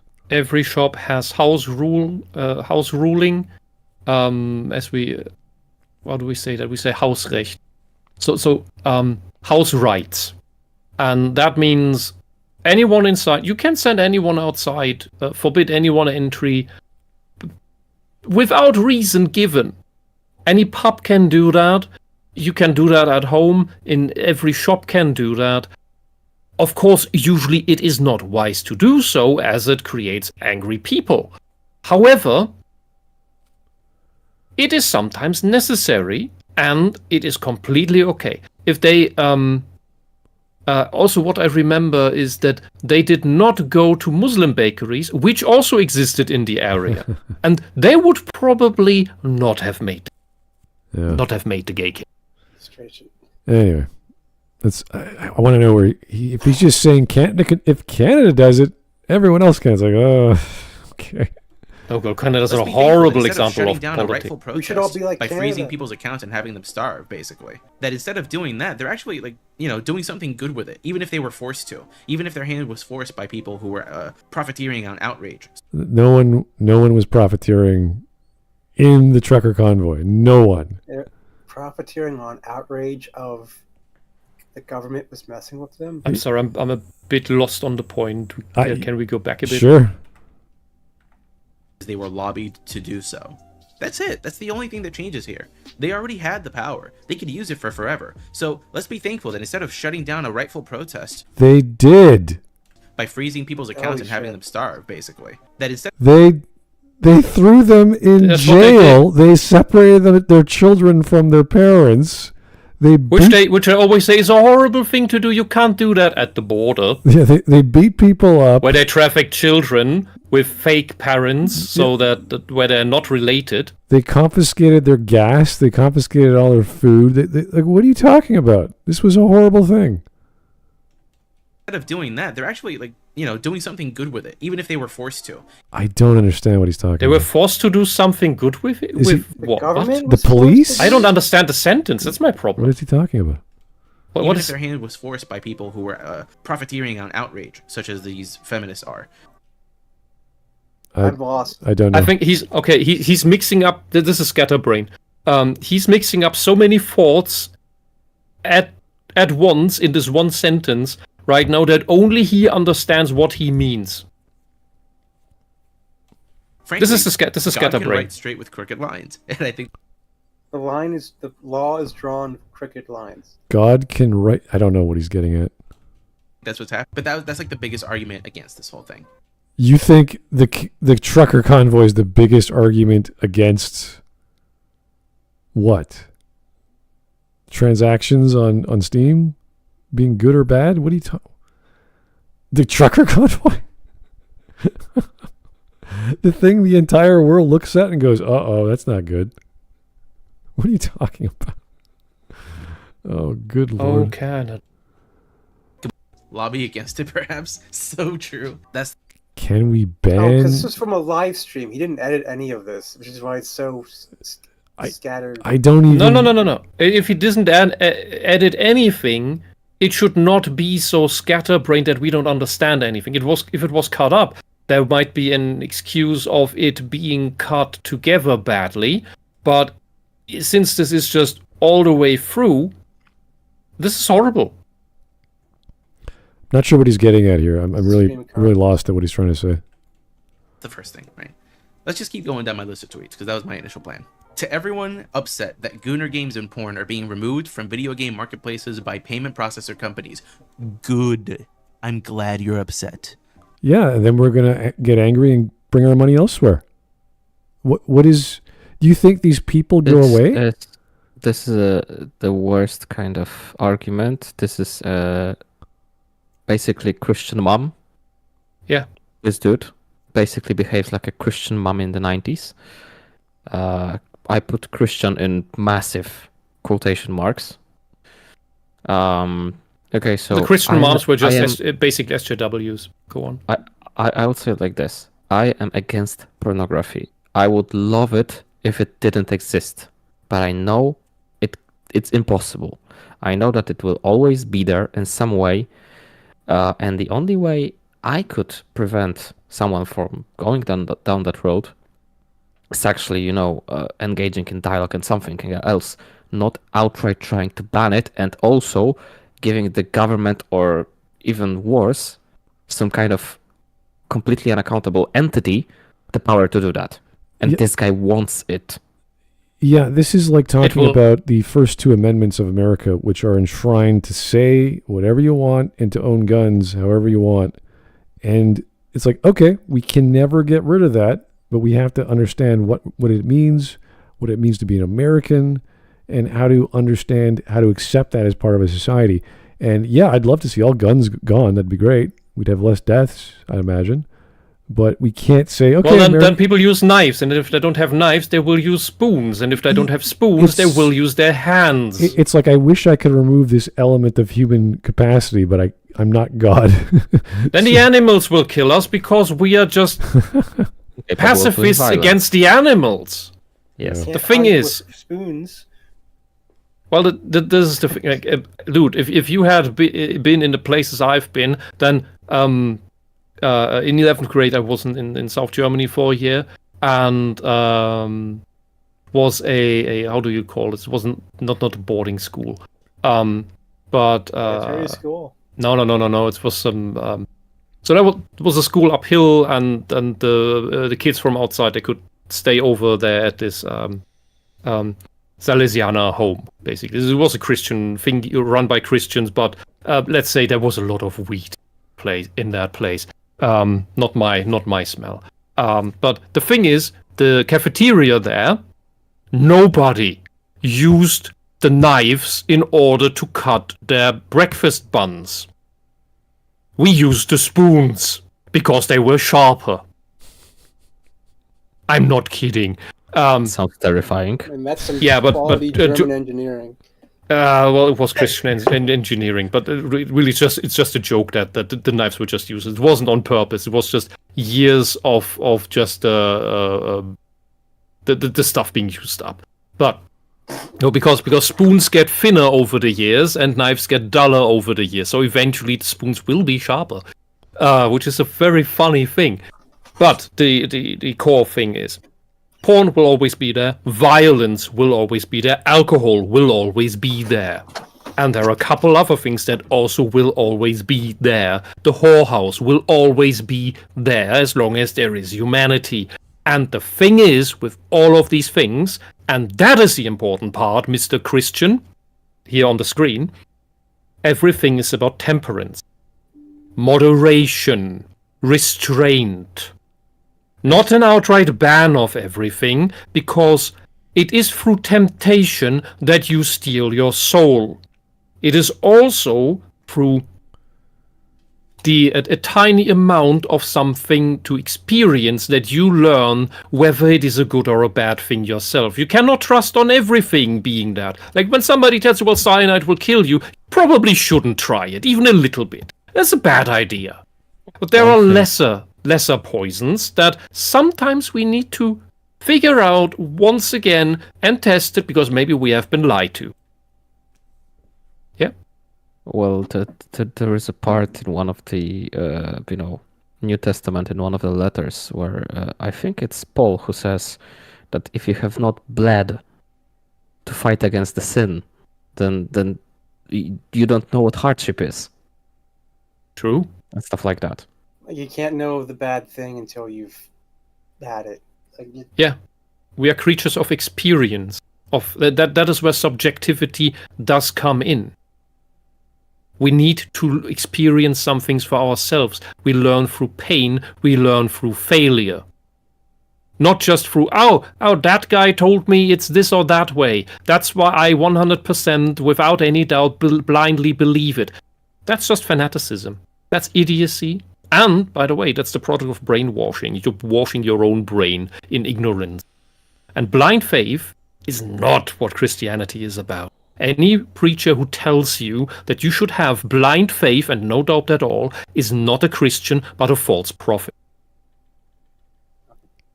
Okay. Let's keep going. Place in any society whatsoever, and good old games is next. You degenerates. I don't. Really? GOG. If it's got no place in society, why are you not tackling? Why are you not making a bigger stink about all this other stuff in society? Why are you so? It's guys who say these things whose hard drives, if we check them, we will find very strange things. I don't know how you do this, because again, even like people that because you're not even trying to understand. This stuff should be removed. They're like, well, payment processor companies shouldn't be doing that because, like, what are they going to do next? What other thing that they don't like are they going to do next? What other group are they going to acquiesce to when they get lobbied? And you know what? That's a fair assessment. But for now, we can be satisfied with it because, hey, there's nothing no, it's fine we shouldn't. It's fine For when the things now. I don't like are gone. But yeah, who knows? Maybe tomorrow bread is not necessary and water is. Yeah, only the special people get the real good water. Like, oh, Yeah, he is fine with by any means necessary. He is what's the word looking for? extremist, Well, no. absolutist. He's utilitarian. Uh, As long as it benefits his agenda, it's okay. That's more of a I wouldn't function. No say matter who that's does the it. The utilitarian argument's more. It But- has a society, but it's more like just his benefit. Yeah. Well, not utilitarian in that what benefits society the most. Well, even, But in just in this regard, and that makes him in flag in the wind a little bit. He will permit evil as long as it serves him, yeah, and that is not virtue. The thing I mean to say is, this is a good example of him not understanding that his religion, as well as any good religion, as well as any good philosophy, operates by the path is the goal. And if the path is the goal, not all means can be justified. If you attain your goal through these illicit means, then you are not on the path of virtue. And your religion that you profess to follow is supposed to be about virtue. well, in the case of these artists or these creators who are making the content, not having a platform for the next, I don't know, few months until this gets resolved, because GOG has been releasing, I wouldn't say a lot of games in their bundles, but they just gave them out for free, I think this month. So In these, response to all this, yeah, in response, yeah, they did an anti-censorship bundle, and it was all free. You can get a bunch of adult games and a bunch of whatever games, like 16 of them. So these artists don't need these platforms. It just makes them available to more people. And all that's going to do is enamor all the people who love the artist to give them more money because they get paid, again, every month. It's not a transactional thing. It's just like a PayPal or Subscribestar thing. You're subscribed to this artist so he can keep going. And they're just either that or they're going to start up their own not Kickstarter, they're going to start up their own campaign so they get even more money if they're really having a problem. So you're just enabling the artists even more. And because itch.io is a cheap place, it's like you could spend $1 and get a full product, and because that's just how it works. So now there's going to be more people subscribing to them for $2 a month, $6, $10, sometimes $20. So it's going to have a different effect on the industry, and I don't think it's going to be bad. It's just going to be focused now. Change that, frankly. These people have always had this power. They're just exercising it now. It's the same thing with like Nintendo. This is a really stupid thing to say. And they shouldn't have had it in the first place. The banks have always had the power to stop transactions. It's like, yeah, but they're not allowed to unless they think it's fraud. Yeah, I mean, I have knives. I always have the power to despawn people. Should I therefore do it as I just feel? Because I have that power. Yeah, as I said, with people. I mean, I can do it without knives, but with people on vacation, if they're stuck and they want to go digital and they bring their cards with them, not cash on hand, and they try to, pay for dinner or pay for lodging, and they can't because you're in another country. Who the hell are you? Yeah, I can give you a wedgie every day. Okay. I have that power. Oh God! Just because you can do it, means you should, according to this guy. It's like if I have the power to smite evil, we should do it all the time. It's like, no, that would be murder. You don't. Yeah, because you don't even know what evil how to identify evil properly. You don't condemn evil. You cheer evil. You're a Christian who's cheering evil.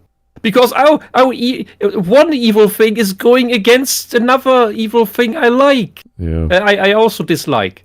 So that's why the one evil thing I like that now for the moment. You are horrible. Okay, Didn't he just say? Yeah, I agree with the sentiment that they could be pressured by other people to take away stuff, but that this should be okay for now. Yeah. So why is he then saying? It could be okay for now, but also saying, well, they always could do this, so it's fine. Because it's for the thing he wants, for the cause that he likes. Yeah. He doesn't think about the future. He's not saying the sentiment of doing it any time is going to not happen in the future. Yeah, by only living in the moment and not being able to foresee, which means he has no caution. You are not a conscious being. You're just an animal. Let's keep going. Here's Frog Jupiter for 2 more super chats. Reminder: the medieval Catholic Church funded brothels. Yes. They really? Yes, because that helps them. For one, it helps them keep a certain standard of sanitation, life quality there, as well as when there are any pregnancies, they don't need to be aborted. The kids can be adopted into the church, and they get a couple more monks. So this is going to be run like absolute shit if we don't run it, and it's going to always be there. So we might as well. Yeah, it's a necessary evil, basically.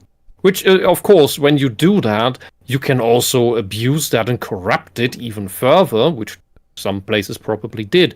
By the way, on that note, in medieval times, between monasteries for monks and cloisters for nuns, or whatever the appropriate terms are in English, there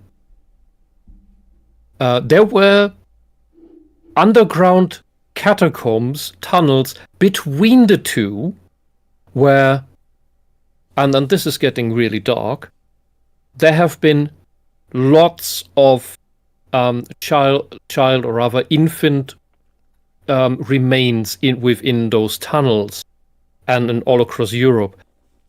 because the nuns and the monks were secretly meeting there and, well, hiding the evidence. All right. Porn will always exist. One more from Frog Jupiter, and we'll keep on going. Okay, I don't know how to respond to this, but as an anti-juice, do you want juice control your dollars? I think it's best we move. Yeah. No, that's also way too vague. All of these companies that make video game consoles, they can break your system, and they have been able to break your system since the advent of like internet related OSs. All of them? That's not true. No, they couldn't. That's not how the network. That's not how the PSX network started. So I don't think that's a thing. Back then, at least. Since the PlayStation 4, they've been able to do that. It's just that Nintendo was the only one stupid enough to try, and likewise, these credit card companies, like the first sort of. Oh, so you're saying Nintendo is dumb, therefore the credit card companies are also dumb? Huh.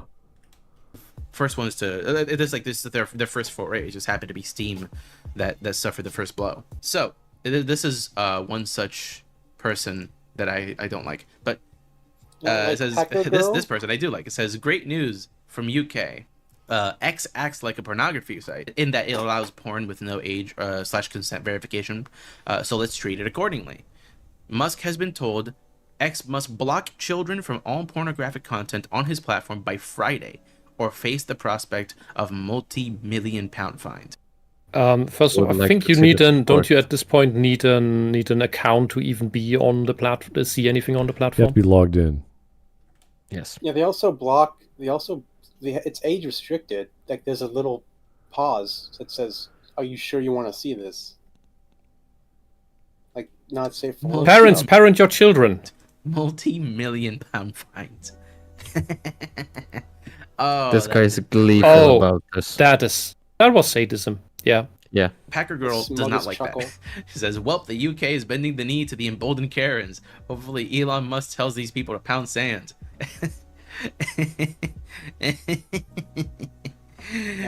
That is evil.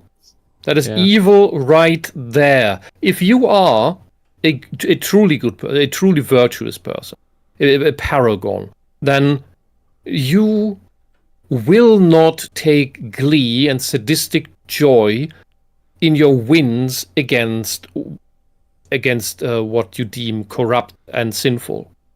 You will just do it. So I reply, I quote tweet, "You amoral rat would rather see children addicted to pornography Okay, I mean, that could happen. Than suffer any tiny loss to the yottabytes of pornography that exists on the internet. I hope the Karens keep pissing you off. Sincerely, guy who hates everything you stand for." So yeah. I don't think you do. You are all there for tyranny. Yeah, this guy is basically a tyrant. That's the first thing. Second thing is that he is a sadist, and also he basically commits a cardinal sin of how do I say it? Taking people's personal responsibility off of them, because he wants to outsource the parenting to the state. Yes. This is no different than if we covered someone who was not necessarily a Maggie May fish, but someone along those lines. They're so far left they can't see what they're doing. Yes. And he is just so religious or so obsessed with whatever he believes in that it doesn't matter what the outcome is, or it doesn't matter the means to that outcome is, so long as he gets his outcome, which just happened to be something he wants. Two sides of the same coin. And the sad thing is that there is a major problem within Christian education, because this is the exact thing it should prevent from happening, from coming out from being the product. Yeah. He should know better. Got a lot of replies. I got a lot of angry people in my replies. And the biggest response that I got was parents should parent their kids. Hey, genies! Genies! Hey, genies? That has not worked. That has not worked. That's why. Yeah, that's why you are such a fool. So yeah. So he thinks that since his parents did not do the job, he thinks that the state will do the job better. Oh my god. or the state without legal precedent to do so. Well, he's just saying this is Or private this is companies happening. doing whatever. That's not work because it happens to some extent. Therefore, the He's parenting completely- option doesn't work. Yeah, he's completely falling for the socialist trick of, we made people so incompetent that they can't parent their own kids anymore because we outsourced all of that education to the schools which we control, so that the kids that come out there are completely useless and don't know how to parent their kids anymore. Therefore, you should let us parent everybody. And he's on board with that now. Yep. He doesn't get it. Lord have mercy on people on what is it? The idiots? Okay. The ignoramuses? Not I the like exact quote. useful idiot as a term. Here's 2 super chats from Fried Jupiter again. Thank you, sir, for the 5s. Piercing Heaven seems to be the more modern feminized church described by A Secular Age by Charles Taylor, a Christian historian explaining why the West secularized. Christianity used to be a masculine religion where the greatest sin was pride rather than sexual ones, changed in the 1700s. Yeah, that is when Aristotle was switched out for Plato, I believe, or was that century prior? Basically, everything went downhill when they went back from Aristotelian to Platonian. I thought we were talking about Protestantism and other forms or flavors of Catholicism that were a bit more liberal than Catholicism or Christianity.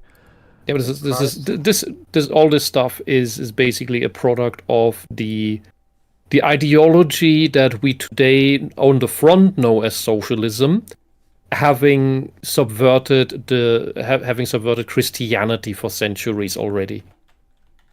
It didn't have the same name, but Hegel believed in all the same things as the modern socialists. And you had guys before Hegel that did the same. It's hard to gauge all the Catholic religions over the centuries and when exactly that might have happened. But it's a slow thing. The Inquisition initially was about rooting out exactly such subversive cults, and well, then they did some of this witch hunting stuff and the initially very questionable court thingies and torture. And from that, the good thing that came out of that, at least, is the modern procedure of what? Sorry, I'm lacking the English words here. Of court proceeding, of how should a fair trial actually be conducted.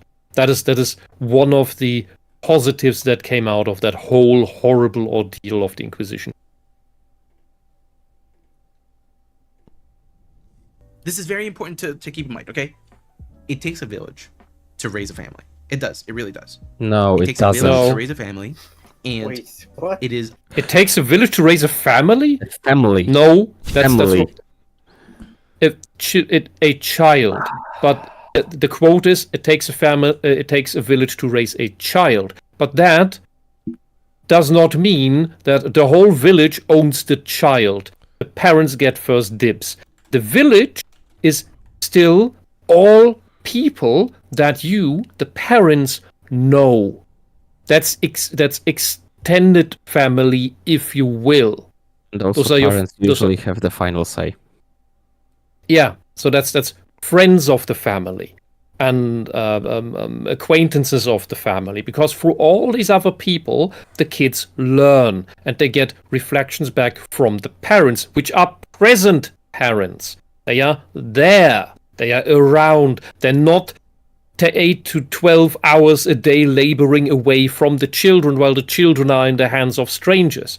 The school teacher in the public school is not the village. The payment processor is not the village. The state, the government, is not the village. The village is the present people in physical proximity. That's it. unfair to put the entirety of the burden on parents. Now, Whoa. It's unfair. It's unfair. Oh no. It is no. Yes. So Rabbit, yes. This guy, no. It is not. What is Haften?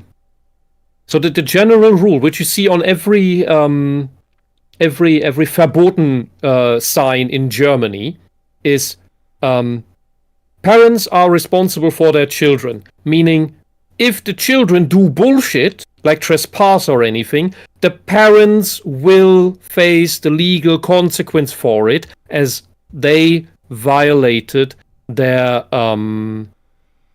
obligations, their duties of watching over the children, and didn't teach the children right. That's what that is about. Not the way he is putting it. Parents are the ones to bear the burden first and foremost.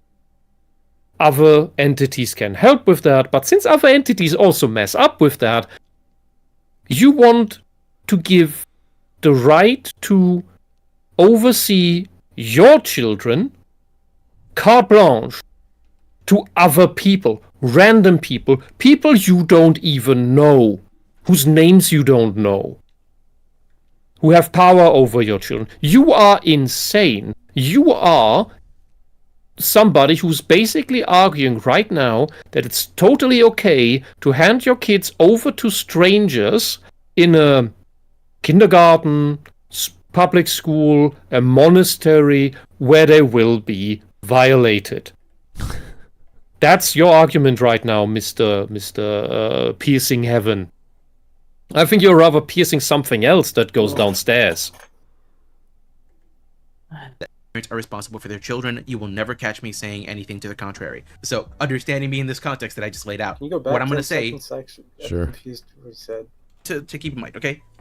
It takes a village to raise a family. It does. It really does. It takes a village to raise a family, and it is unfair to put the entirety of the burden on parents. Now, that said, obviously Wrong. Parents are responsible for their children. You will never catch me saying anything to the contrary. You just did. You just did. It's your child becomes okay. It's your choice to, or in the perfect world, it's always your choice to be a parent, and so you are taking that responsibility on yourself. It's not. You don't get to, It's Well, not. he say, just "Oh, it's imparted. unfair." He just imparted that authority to the village. If you're saying village equates to parents, which equates to the child, then no, the village is the one who's in charge. Which is a communist argument. That's So what. it's That's how unfair. they try to run the kibbutz. But so it's unfair to expect parents to create the child to take on the full responsibility of raising a child, but it's not unfair for people who choose to make children to that, because they're basically saying it's okay for the people who make a child to shove that responsibility onto the village, because the village, he's saying the village always has to have some degree of raising the child. Well, if it was just the village, then you could make the distinction saying, well, it takes a village to raise a child, but ultimately responsibility is on the parent. I'm like, okay, that's fair. But he's saying it takes a village to raise a parent or raise parents. You're like, Raise a family. and you're like, so it's pretty much the people in the village who are in control, who have the responsibility of doing whatever they It's want. He doesn't it's understand what a unfair to family have is. it, but it's not unfair for the parents to force that responsibility on the village.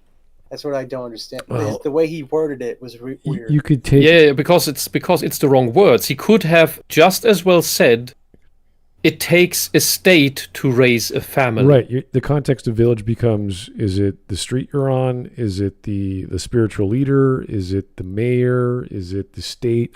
I don't know what he means by village. I can't have a family without the city. without the, What? Yeah, without the group. Collectivism. So, understanding me in this context that I just laid out, what I'm going to say does not run contrary to what I just said. And that is, if parents fail to properly protect their children from these very obvious harms, and there is an easy way for the government to step in and do something. So the government. That is not an easy way. We already have There is no easy way. child The easy way. protective services. Yeah, the easy way is the one that is dangerous and will always be misused because they do it to misuse it. Because you are trusting a completely corrupt and naturally always on the path towards corruption, because it always has to be renewed from within by virtuous people, which the corrupt entity, the corrupt organization, really does everything to not let them in. Because the corrupt people always also build their own immune system against the truly virtuous. Because they want to keep doing their corruption. We have to properly categorize what he means by the government, because it could be child services, it could be a lawyer, it could be the police, it could be... Which are all corrupt! No, you can't go that far. Yes! That is one thing, but it actually, I would say that it actually starts to piss me off that this guy thinks of himself as a Christian when he goes, yes, an easy way for government. Where the hell in Christianity have you been told that your road, your path through life is going to be easy? The easy one goes down. It doesn't go up. That easy path Jesus took. It was easy for the government. If he believes... The easy path is drugs, sex, not even rock and roll, because for good rock and roll, you still need to put some effort into learning your instrument, by the way. With this idea of authority, the first spiritual guidance should be the Lord, which you actually believe in your religion. You wouldn't just jump to government. You'd be like, wait a second, does the government believe in secularism? If it does, then it doesn't care about your religion. So to me, if you wanted if you wanted to have a safety net, you would use the church. Traditionally, that's what it's been. Yeah, I don't think I would even equate, because he says it takes a village. I wouldn't necessarily equate what a village is supposed to be the government either. It's like when you say village, I think more just like general community. Yeah, right. And I wouldn't equate that to the government. But he's saying definitively government. You're like, oh. He wants some random amorphous authority to take over, which is, by the way, the same thing that the communists believe.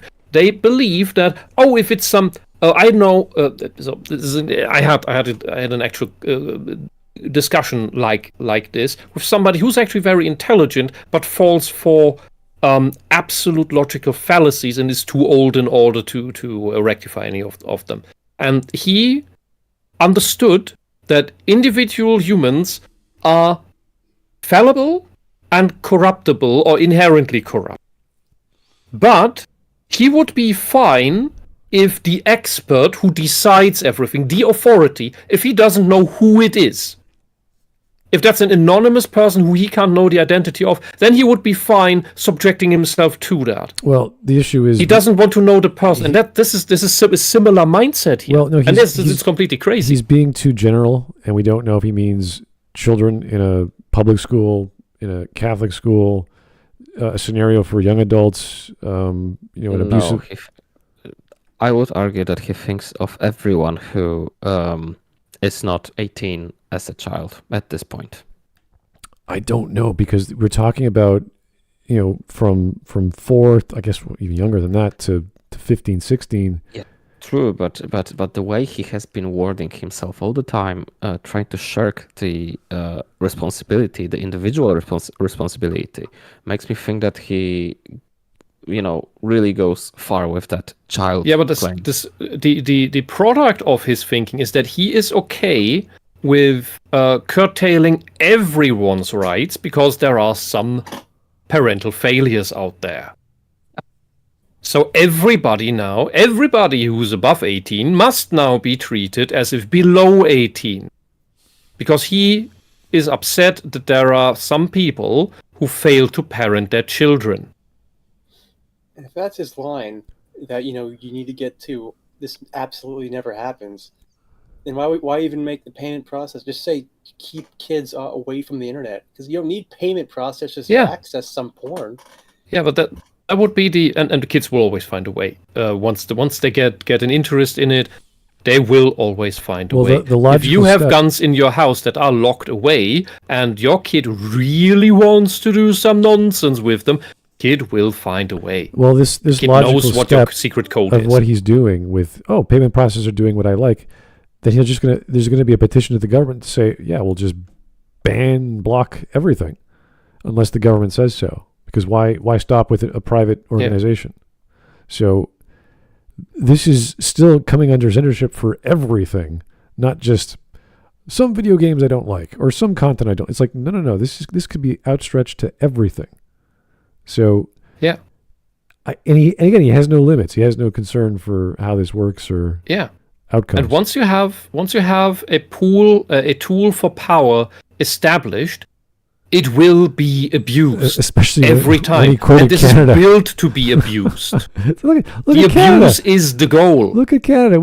Canada did it. It's like, that's not a good thing, buddy. Yeah, but it can happen. It's like, that's the point. It shouldn't. Like, what are you talking about? Yeah.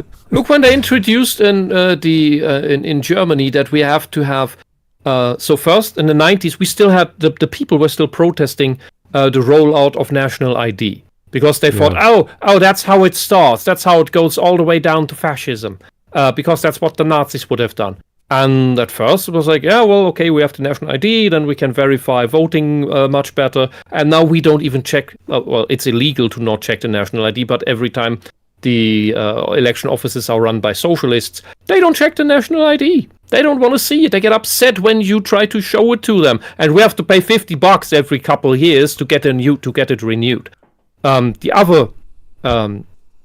then they introduced, now you need to have biometric photographs on your national ID, not just your happy pictures. You have to look like a criminal on them. And then they said, no, it won't get worse than that. So now everybody's already treated like a criminal. And then they said, now we want you to everybody to have fingerprints digitally stored on the national ID, which is everybody's fingerprints are taken now.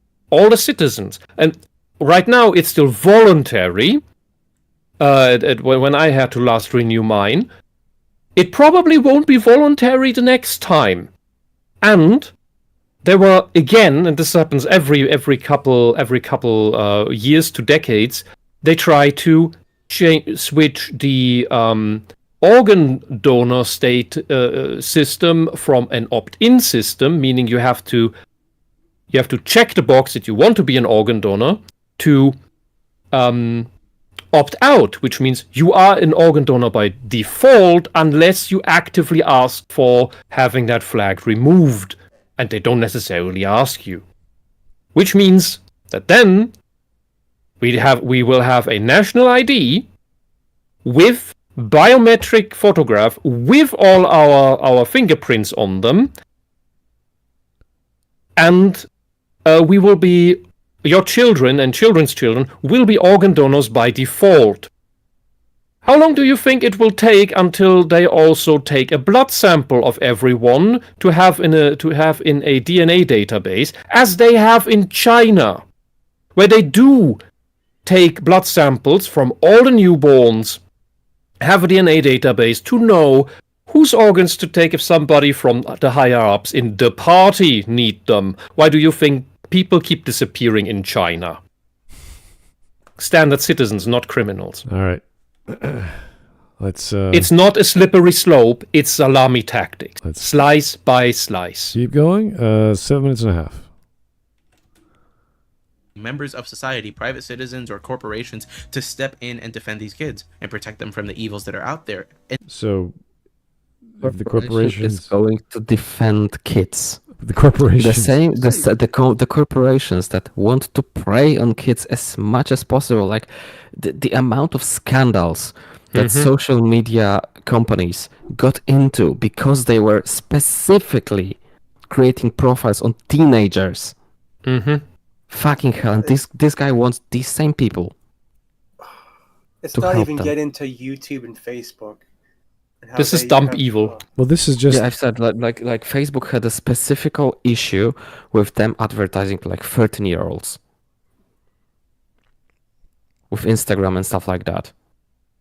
They have it. That's just a whole rabbit.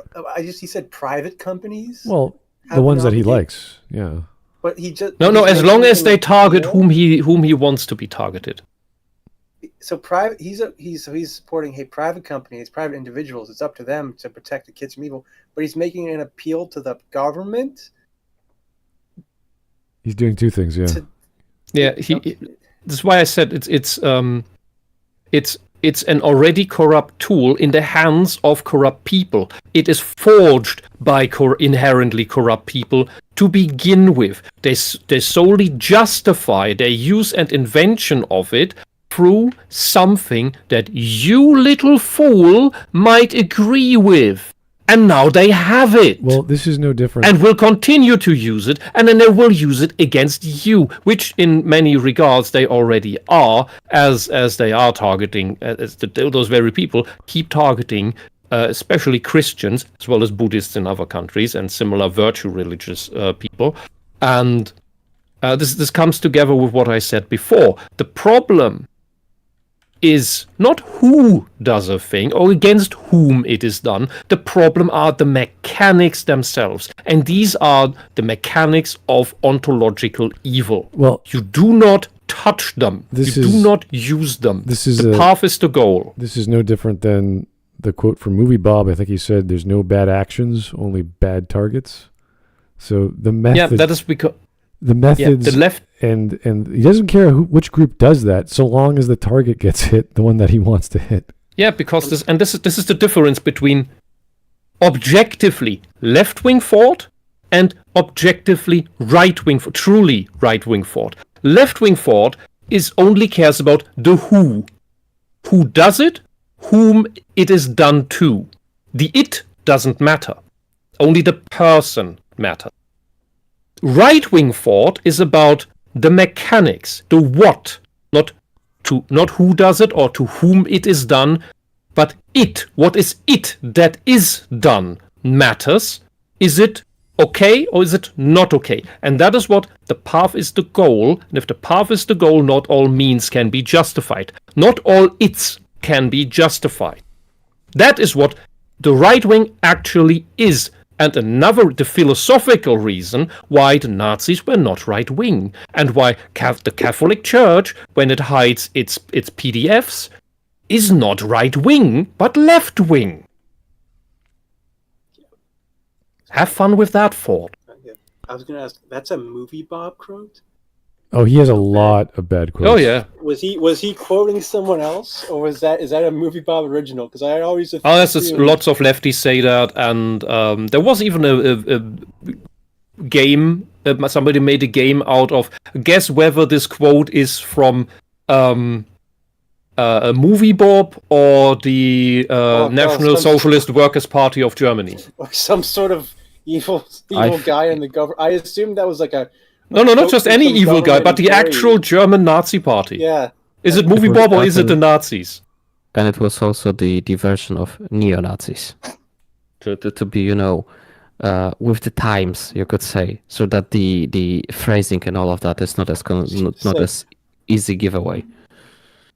Yeah, I've heard that quote before, and I always assumed that was from like a dictator or something, not a movie. Well, a lot of lefties say it. Walsh thinks the same way. He also said he only cares about winning, which means that you have to understand that by any means necessary is a left-wing slogan, and you have to sit down, close your eyes, and really reflect and think about what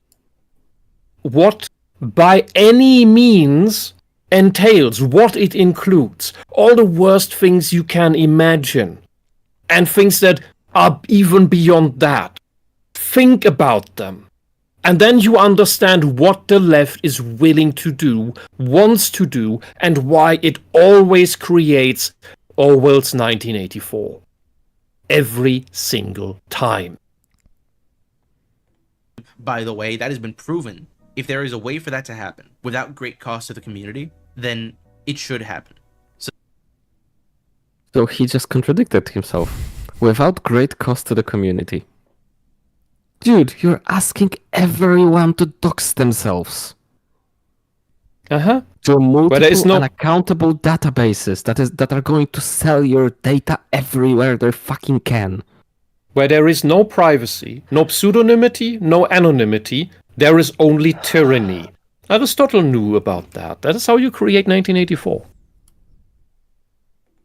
Society should. It is their business, actually. It is society. Society should get involved in every child? It's society's business. Who is What is society? Who is society? Yes. Well, the The government. communists? It's the government, yeah. The Satanists? The Satanists are part of the community. They need to get involved in your children.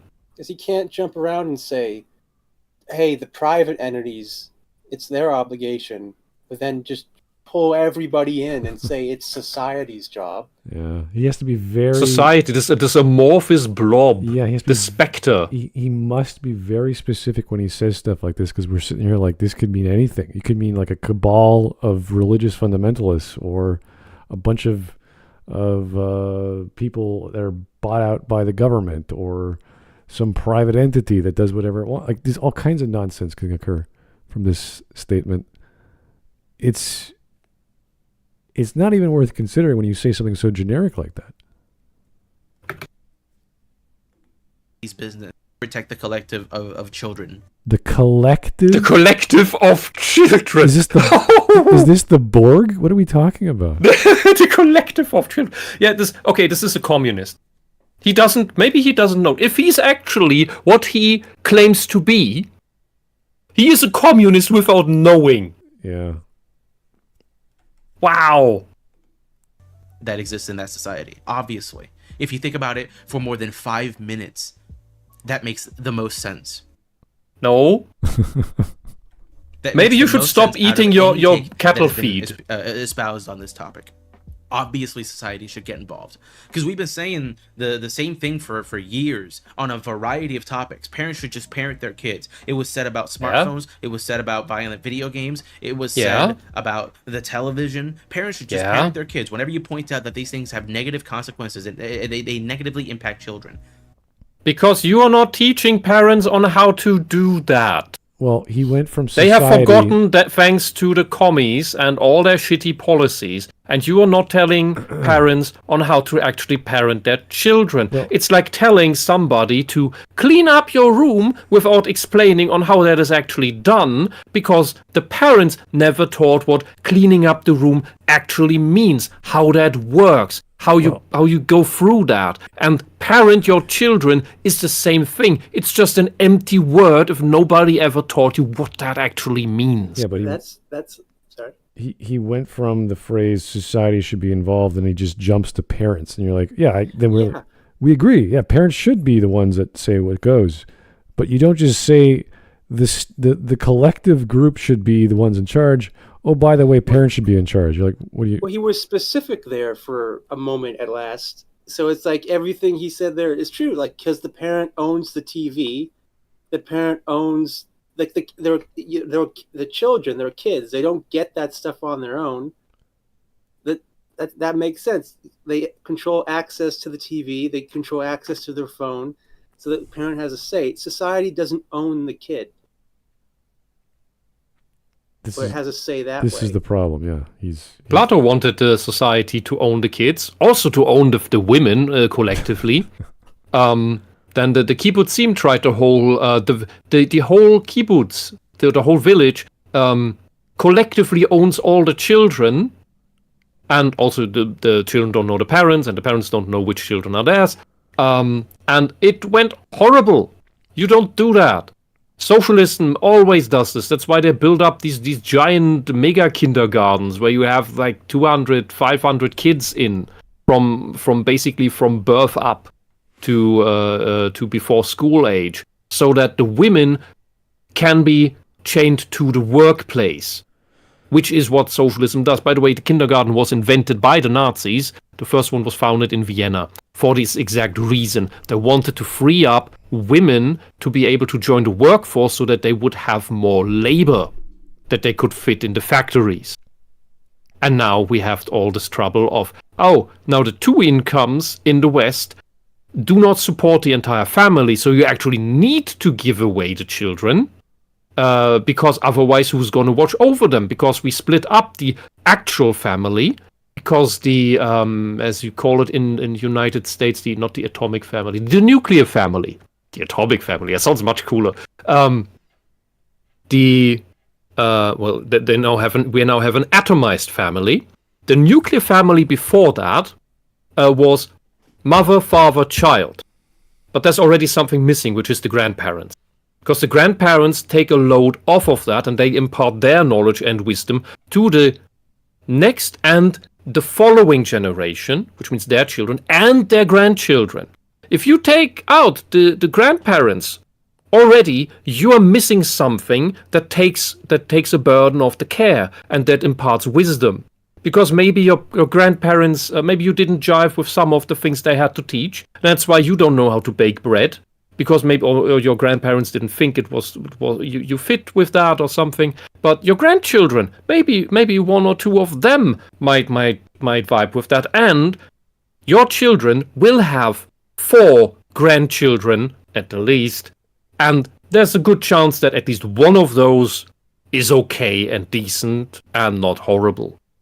So keep the grandparents close to your family. They are important. They teach, they take a load off of you, and yes, they will spoil the grandkids, but that's also what they are there for. And they didn't spoil you because they had more responsibility about their own kids. That's the thing. You'll figure it out when you get older. A lot of parents are just simply stupid. No, really, they are. I'll speak Like from you. experience. Somebody in chat earlier mentioned that they were exposed to it at age. I don't think he means that he's a parent. He probably just means his parents, because he sounds too young to be a parent. Gee, what is society made of? So Parents are he stupid. is. NPCs. So he had parents that screwed up his upbringing, you could say, and now he wants everyone to be protected from it. By the state. Which is exactly the scam the socialists are playing. Let's listen to what Parents he are has to say. stupid, but we need society made up of parents to take in ideal situations. It's Exposed to pornography at age 10. My parents, Why? I don't blame them. They just didn't know. Okay, my parents. What do you mean? They introduced A you lot of to, they exposed context you to missing. No. pornography? I know what he means, but he doesn't know how to word himself because He he's discovered- a fucking idiot. He doesn't want So- to admit that he visited rotten.com. doesn't want to admit Okay. he found it all on his own. And he looked up. I know what the problem is right now. His parents were, you could say, boomers. His parents did not know really much of internet. And now he thinks that since he had this experience, he thinks that if he ever has children, he will fuck it up too. So he wants to be protected from his possible future mistakes. So he's incapable. So for one, he's projecting. 2, he's incapable to learn from the mistakes of the past, history, his ancestors, which begs the question of what Bible is he reading? Because That's that is what it looks like. that is all stories of the past, of the ancestors, in part history, and yeah, he's learned nothing. He's not a Christian. He's not anything. He's just a socialist, a puppet of the socialist. Didn't know. My parents are old. They're like older Gen X. They didn't know. They didn't understand So what this boomers. new technology was. And they certainly didn't have it in their minds that like fast and easy and ready and anonymous access to internet pornography was just a few taps away. They had no conception of that. And so parents today. So wait, did he say his parents No. allowed it, or No, his parents just didn't know. His parents just didn't know, so Yep. it completely went over their head, and he now kind of feels probably resentful so towards he's them just because they didn't do enough. They didn't know. So he's blaming That is how it comes. his parents for That is how it comes to me. yeah. Didn't when I he listen say to him. earlier that we're putting too much responsibility on the parents? Yeah, Well, yeah. So now it's all his parents' fault that he got exposed to pornography? yeah, because but that was not because his parents were bad. His parents were merely naive. They were ignorant. Yeah, but his That solution, they should have watched over. Hey, let's do this internet thing together. Yeah, but the solution is I'm not exactly sure what the solution is aside from the government getting other parents involved to help the child, and that's, I don't know. Like, what's he want from this scenario to come about?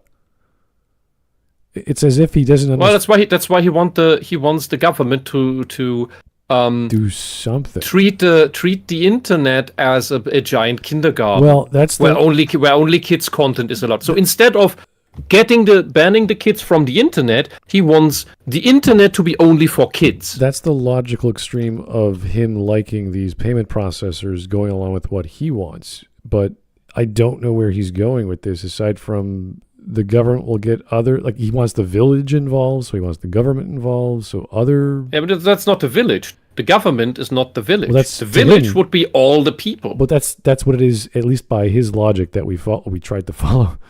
Because in his mind, the village, all the people, are the people who agree with him. Well, no. Which is how socialists think. This is whatever is the society you're born into. So you have your neighbors and you have your social people at church, and I guess that would be objective realities. He's not thinking in objective reality. He's thinking in his fantasy slice of reality. Well, in that case, I'm lost. Yeah. I want to listen to the rest of what he has to say. Yeah. Hey, maybe they just don't remember, because a lot of times, like, you'll be like, oh, when you're a kid, you're like, oh, doesn't my mom and my dad, don't they remember being a kid when they give me these punishments or whatever? That sort of mentality. They actually sometimes just don't remember being a kid, and I think this is one area. Oh, they remember, because they think it's so normalized, right? Adults using pornography is so normalized. No. What? Just grow up. There are people who never grow up. I have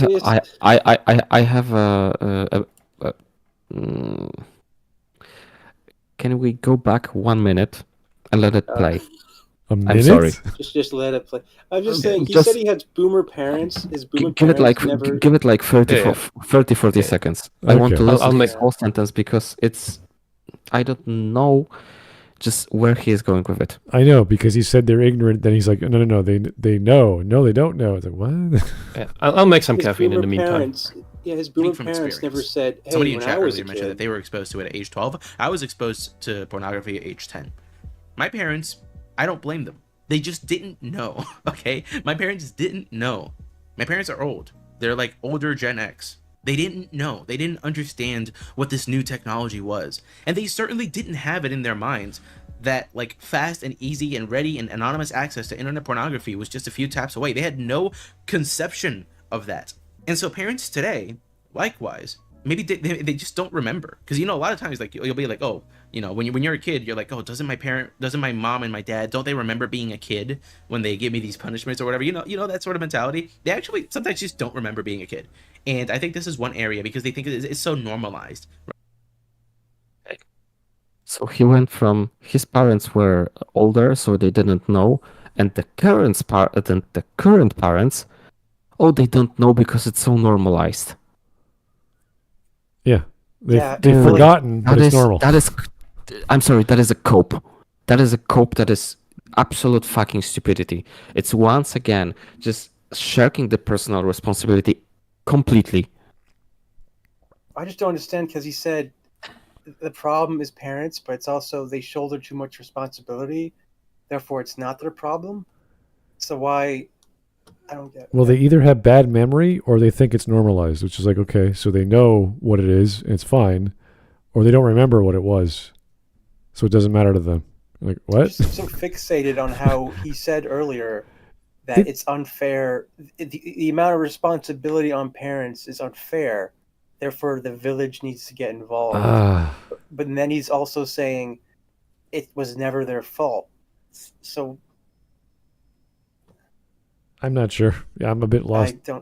I'm lost. Pornography is so normalized that they don't even stop to think about, like, they don't really ponder, like, how it is that they were exposed to it as children. Why would they? What value would that bring to the argument? Back in the 70s, they were exposed to it as they were children. You're like, so you were exposed to it on the internet. They probably, like, were on some HBO channel or whatever, midnight channel, whatever was on in the 70s, or VHS, or not even VHS wasn't even around. They went to the wrong movie theater back in the day. Who knows? They picked up the wrong magazine. Magazines, yeah, there you go. From the store. And so the average, like, a person who's exposed to pornography is age 11. And it targets kids. Obviously, it targets kids. I don't know about that. Kids are just curious, and they just find whatever they can.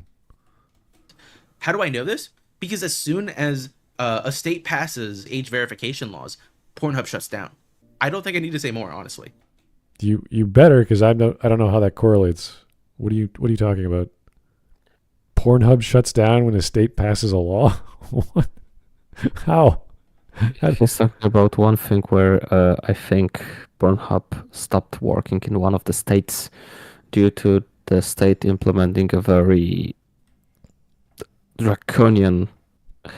No, they wanted Pornhub to implement a very specific age verification stuff, Oh, okay. which was almost the same as the ID that we have in the UK right now. I know, but you can't do that unless you're logged into a particular platform, and then it would ask you what your age is, and then you wouldn't be able to access it because there's only the 18 age rating or plus.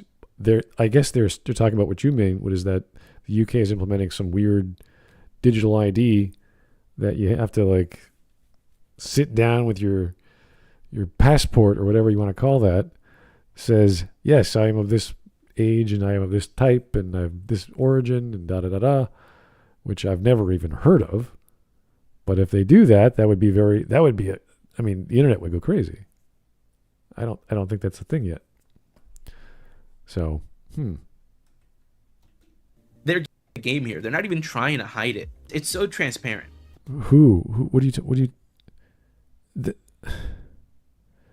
Unless the actual state and the ISPs in the state block access to that website, that's about all they can do. They don't know. They have no idea the age range of the person using the computer. How would they? We do not have that security feature involved yet. That they are targeting children. We saw it as kids because a friend showed us and a friend showed them. That is like the average case for a Zoomer male. It's very difficult to find a Zoomer who doesn't have a story like that. Really? Okay, so that means that they weren't blocking data to people at that age from 10 years ago or 20 years ago. So basically targets kids. And so when the parents... No, it doesn't. Give me an example of a website or marketing from, I don't know, Pornhub, pick one, doesn't matter, that are targeting kids. Just show me that, because I will guarantee you they do not make advertisements for kids. That is illegal. They cannot do that. There are rules against that. That's why you don't see pornographic advertisements anywhere. fail. A lot of the time, it's not even like willful negligence. They just don't know better. Like when you put an iPhone with Cocoa Melon on it in front of your 5-year-old and you just have them watch it while you cook dinner. All you see as an adult, all that your like brain perceives is cute, child-friendly animation with a nursery rhyme. What the kid sees... Does anyone know what Cocoa Melon is? I've heard the word. In front. It's one of those kids, you could say, quote unquote kids channels where it's just like stuff specifically made for kids. But it's not the greatest for kids. But do not give kids tablets. What he does here is complete fuck up that does not acknowledge what he has gone through. He goes on to say that he was exposed to porn at the age of 10. And then he's saying stuff like giving your kid a tablet to watch stuff while you are doing something else. You shouldn't do that in the first place. No, just absolutely fucking no. You mean yes? That's the very thing that got us here in the first place. Just do not do this stuff at all. That's just the current version of parking your kid in front of the TV. Yes. All right, let's go through some super chats and get back to the video. Frog Jupiter again. Liberation theologist be like. I don't know what a liberation theologist is. Never heard that term. Yeah, no idea, Evo. And Keyblade Overlord in the chat says Cocomelon is literally just a toddler show equivalent to Jingling Keys. And if it is that, then it is not a show for any child. Yes. If you want to expose your child to any media, have it be educational from the start. Have it be the little educational skits from Sesame Street. Oh, because I kind of with like letters and with numbers. I rather The old enjoy one. coconut and lemon together, but okay, that's just my Like taste. the easiest way to point out the flaw in his argument is he's saying, hey, the parents just don't know any better, so they can't stop it. But you're advocating, let's then hand this teaching to the state, which is now currently in public school pushing porn on younger students. I will tell you something. If you don't know how to parent your children at all, if you don't know how to play with your children, because if your childhood was shit or you don't remember it, and then your parents didn't play anything with you, watch the first seasons of Bluey. That's not just entertainment for kids. That can tell you how you would be a good parent to your children as well. Yeah, I think Bluey's pretty good in general. I've Engage in children's games with your kids. Yeah. I see so much Bluey. I know. It's Because I everywhere. worked as a server, and there's so many. That's like definitely the new kid thing compared to what to watch compared to Sesame Street or Yeah. Backyardigans when I was younger. It's on streaming, so everyone has access. Yeah. So there's so many kids who are just put down at the dinner table that they get a tablet that's playing Bluey while their Yeah. parents get beer. I've seen that. And that is painful because the things that the parents in Bluey do with their children are the things that the parents should be doing with their children instead of giving them to watch Bluey doing that with their children. Because you know what? When a child that becomes an adult and then watches Bluey and thinks, wait, that is what good parents do with their children? I didn't have that. That's horrible. And then they break down crying. Because they realize just how fucking neglectful their parents were. Well, they're like 6 minutes long. They're just there to fill in a buffer so they can go do their own thing and come back. It's not the worst thing in the world to do to a child. It's not a bad show. Yeah, but when your kid is at the dinner table, your kid is not supposed to watch any show. You're supposed to engage with your kid at the dinner table. But that's so stressful. That's parenting. It's not as easy as you think, believe me. Yeah, they at least I know. that restaurant at least gave out kids crossword puzzles for Yeah, people to play there you with. go. So Yeah. That's something. That's fine. That's something tactile. All right. Anyway, and they still are like, here's Bluey. let's keep going. Here's Axton Zero again for the 5. Thank you, sir. An employee of Pornhub did say that they pushed certain videos because teens were discovering themselves. It was a Project Veritas clip, I believe.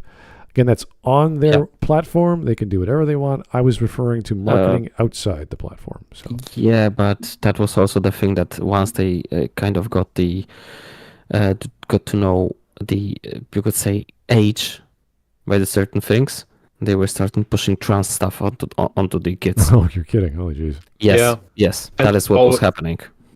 Yeah, it's the same thing as the masturbation classes in preschool. Same exact thing. And always consider things like Pornhub. Yes, they are a problem, and OnlyFans, because they are exactly like the cigarette companies. They want to go for the younger and younger because the earlier you start, the better you are hooked up to it. Because they still get to an imprinting age, the younger they get you. All right. That is a problem. Let's see where he goes from here. I don't think we're going to go very much further. This is like every paragraph is confusing and painful. Hypnosis. Like that's what the kid sees. The kid sees hypnosis, but you don't see that as an adult. You just think I'm putting on some children's entertainment for my kid, and you go and you cook dinner. I don't fault a lot of the parents. A lot of the parents who gave their kids Cocomelon and now their kids are addicted to Cocomelon. I think he's using the wrong term. I have an idea what he wants to get at, but No, that's just pacification. Because it was designed to be so, and it was designed to bypass the ordinary means that parents utilize to detect whether or not something is harmful for their children. I don't know what he just said. That's a strange... He's basically equating it to giving kids alcohol to shut them up, which is something that people did in the past. This is Cocomelon. But the same thing happens with pornography. I would never equate Cocomelon to pornography for whatever reason. That would be... It's the forming of habits. That's the thing. That is... He goes on. No, his reasoning here is that since you have been exposed from the young age, then that's the problem. That doesn't mean they're going to like that. That doesn't mean they're going to keep watching that. It doesn't mean they understand how to watch that. Well, the problem in here, I think, is with a complete misunderstanding of how stuff works, about the addictions and all of that. Because he goes on to, one of the things he said that, he was exposed to pornography at age 10. Well, I was a bit earlier than him. And it wasn't a problem for years. That didn't, I didn't have an issue with that. I wasn't addicted at all. And he goes on to say, like, his reasoning here is that if it starts early, then you are done.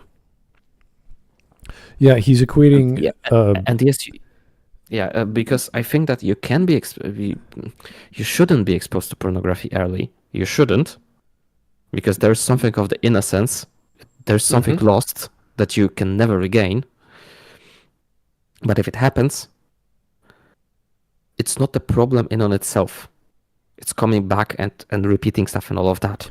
That is the problem. I don't think associating early experience with an addiction is the right thing. You're getting into behavioral learning theory. You're getting into repetition, and that is external to addictions. Addictions are something else.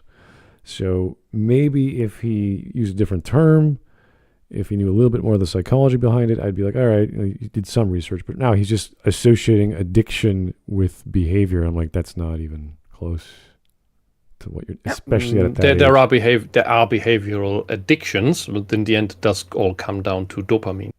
Okay, that's one part. Well, yes. Well, it's a very relevant one. The thing that puzzles me here is, by making this comparison, he proves that he is able to understand that there are dark mechanics, or evil, if you will, that are the problem, the it that I spoke of before. But he is not able to understand that the mechanics themselves are the problem when it comes to authoritarianism. When the bad guys are doing a bad thing that they do in order to justify their bad thing, but simply dress it in something that he would find okay. When he agrees with the target, with whatever is targeted, whatever is hit by that dark thing. He doesn't understand the mechanics are the problem there. He somehow understands it over here. And he doesn't make the connection. That is a problem. All right. Here's another super chat from Frog Jupiter. Oh, thank you. Liberation theology was created when a group of Catholics applied Marxist class analysis to the modern world in order to help the poor. Kind of sus. That means they were not Catholics. I've never they were heard of that combination. I don't know if you guys have ever seen that, but there is such things as there's also a Reform Judaism, which is also just Marxism but dressed as Judaism, which is not Judaism. And there are several other things that pretend to be Catholicism or Christianity, but they are just Marxism dressing as Christianity. And this is exactly that. This is the exact subversion. And this is the same thing when they say, oh, we are gamers too, but they're really just Marxists. They're not interested in video games. or they say, "Oh, we are the thing that you like too," but really they're just snakes dressed in the thing. It's the "Hello Fellow Kids" meme all over, and Steve Buscemi in that meme is always a socialist, always a communist, always a PDF. Okay. Let's keep going. For example, ElsaGate content. YouTube should have ElsaGate? Oh, boy. taken it down. Oh, parents should parent their kids. It's Elsa and Spider-Man. It's Elsa and Spider-Man. What do you expect these parents to do? They see Elsa and Spider-Man and they think kids content. It's not until they see the... That's still on the parents. What do we expect them to do to the most basic research? Yes. Everybody's dumb but me. Well, you would let your kid play the rated... It's like, the T-rated Spider-Man game. You wouldn't let your really young kid play that. You just because it has Spider-Man on it. That's why those symbols are there to help not be idiots, and it's still on them. Mind you, Spider-Man games are more of an exception, but the point stands. Yeah, I'm just saying, it's still on the parent to check the thing out before they give it to their kid. big bulging pregnant belly that they figure that something's wrong. And by then, the kids probably consumed at least 5 hours of that stuff over the course. 5 hours?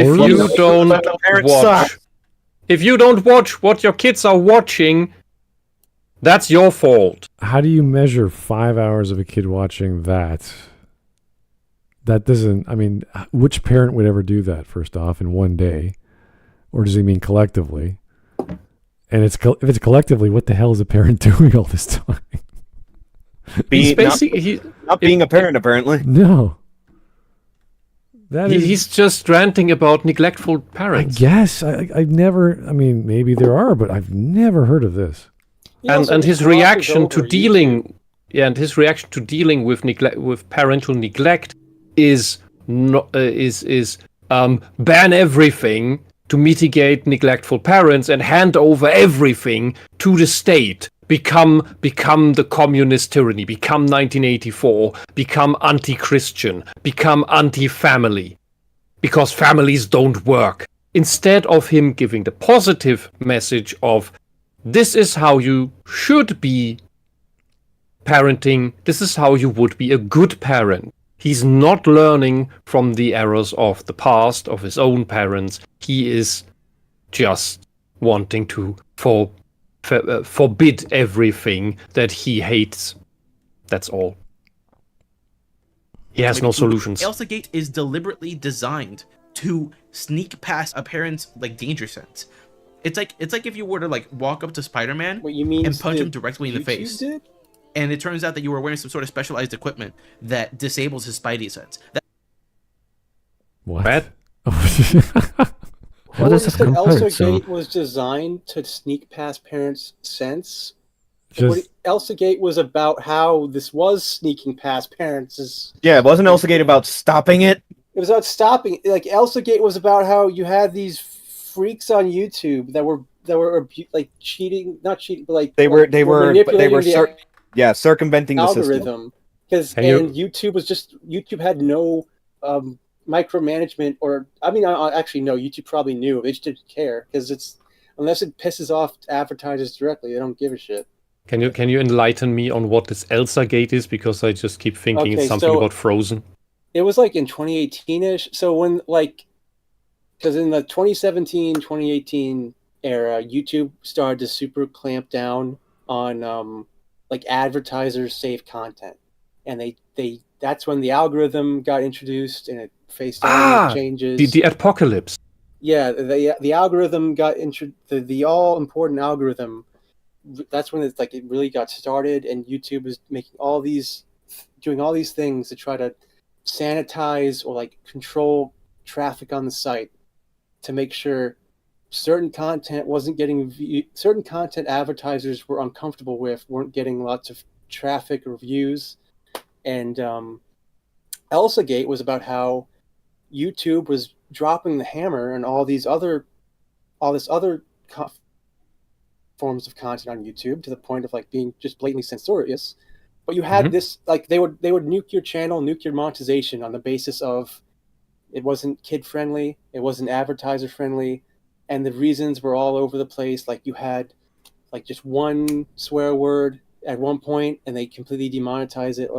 So it's like it was just. I remember several channels of friends of mine also got their traffic cut in half from and got their subscribers unsubscribed en masse to the point where they stopped doing stuff with their channels because it's like YouTube became hostile and generally towards people who were not on board with the socialist agenda, who criticized the SJW stuff, while SJW channels went from being absolute nobodies with just a couple thousand subscribers to hundreds of thousands to millions now, like Sean and Jen, which is an absolutely brain dead channel.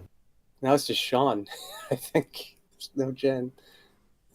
Yeah. But we covered a video from Sean. Was like you had the apocalypse stuff and all the ways YouTube was messing with traffic, and you had channels that never advertised them. Like you got people getting hit for stuff they just weren't doing. Like you had people getting hit and having their monetization taken away on the basis of, like, you know how when a video gets hit as for kids and they just nuke the comment section and it's listed as YouTube Kids. You had channels that clearly weren't made. You had videos clearly not made for kids that would get hit. Like I've seen clips from the adult Harley Quinn show get flagged as for kids. If the system is doesn't work.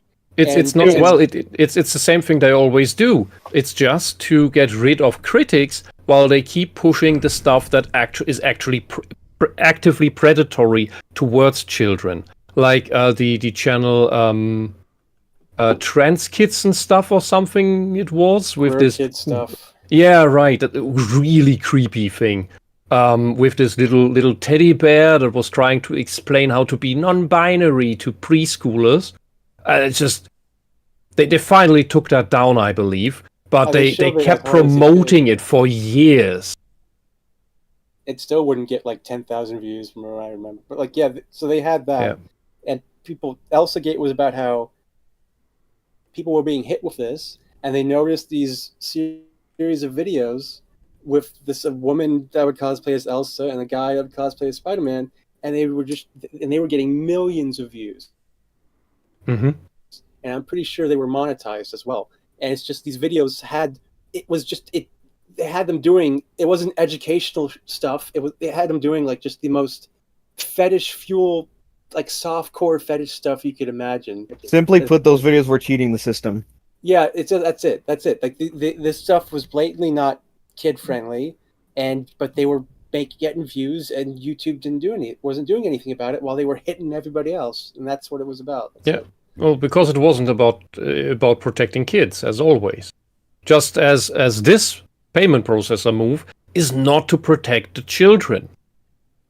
It is to gain power and to establish a new censorship tool and to have a justification to, we're steering the system now. We're steering the algorithm now in ideological ways. And it will never be the ways that you expect them to do as they advertise. They will always do something else.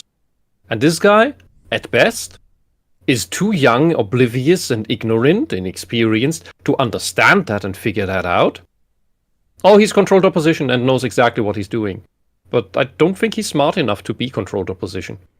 His avatar is wearing a Templar getup. I'm pretty sure he knows. No, that doesn't mean anything. He's just LARPing as a Christian. He may believe that he is a Christian, but in the end, he's just LARPing as one. All right, we're going to go on for another minute because I don't think we're going to learn much else aside from. We'll stop at 12:30. Yeah. Yeah. Right. I insist on the final 2 minutes of insanity. That's up to Parents Smart. understand that things are dangerous for their kids. I know. They're able to intuit that a lot of the time, but these companies are a step ahead, maybe multiple. What company? We went from Elsa Gate to these companies. What are you talking about? The payment processors. I'm assuming. Okay. Steps, because they've already planned for that and designed their systems and their advertising and their branding in such a way that bypasses the parents' defense mechanism. The parents' defense mechanism is don't give tablet to toddler. How does Visa do that exactly? Don't give smartphone to child. How does Stripe do that to kid? Like, what is he talking about? What nonsense is this? Well, we can just accept this as a hypothetical because the companies are always trying to advertise to children with whatever it is. Ideologues especially want to do that all the time because they want to get them young. They want to have the foot in the door through the primacy effect. To own a credit card? The whole thing is... okay, for one, your kids shouldn't be on Roblox. That's a stupid thing. And full of predators. The other thing is... play with your kids. Don't just park them in front of a computer unsupervised. Yeah, but he's talking about... Good parents play together with the kids. He's talking about payment processors. I'm like, how the hell does Visa market to children? Like, what are you talking about? How does it bypass... I think I misinterpreted that. I thought he was talking about payment processors. He's talking about the media companies that shill things, want to shill anything to children so that they buy it. That's what he was on about. So there is a marketing something, like an advertisement on Netflix in between your show, that they know how to bypass the parents' something or other so that they target kids, which somehow encourage them to tell their parents to buy them the thing. Like, which company? What are we talking about? I never understood why in the Saturday morning cartoons, do those things still exist? Sometimes there was an advertisement for the new Audi. I'm 8 years old. I can't buy a car. Ask your parents to buy this car. What? That's why. That things are dangerous for their kids. They're able to intuit that a lot of the time. But these companies are a step ahead, maybe multiple steps ahead, because they've already planned for that and designed their systems and their advertising and their branding in such a way that bypasses the parents' defense. Yeah, I need a citation. I am completely lost. You know what's great today? Mm-hmm. He just said that these companies and all of that have designed their stuff and algorithms in the way that bypasses the parents' ability to moderate stuff. And he wants to give those companies the responsibility of keeping your child, the power to keep your child safe. Yeah, but which companies and how are they doing this? Like, what is he talking about? Well, theoretically, if you're UK, it's every company on the internet. At this point, yeah. Seriously, some people cannot log into the NVIDIA GeForce experience to change their graphics card settings. Because they're not age verified anymore. Yes. I mean, he said society needs to get involved, so I assume he means these companies that are... Yeah, society would be the people. He means what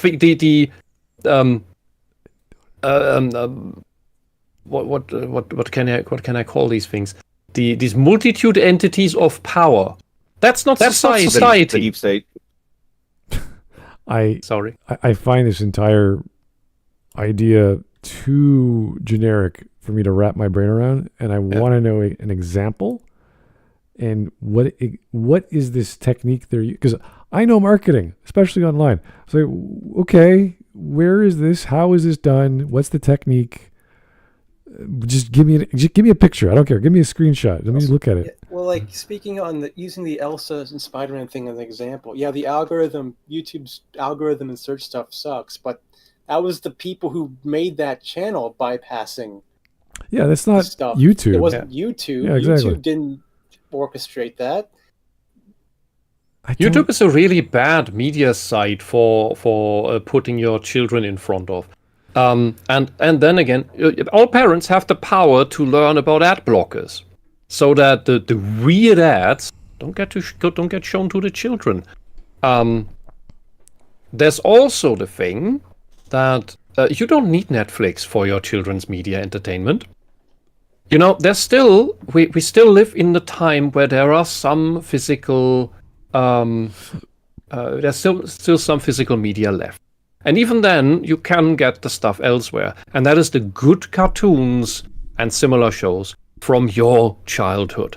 All right. There's a lot of that going on in Germany right now, where our generation is starting to collect the DVDs and Blu-rays of the old kids cartoons that ran in the 80s, 90s, mainly because those were just wholesome, good, educational, and you could safely put your children in front of them. The other positive thing about putting your kid in front of something that you have the physical medium of, and whether that is a DVD or a file on your computer downloaded, is it will not have any ad breaks, and you know exactly what's in there.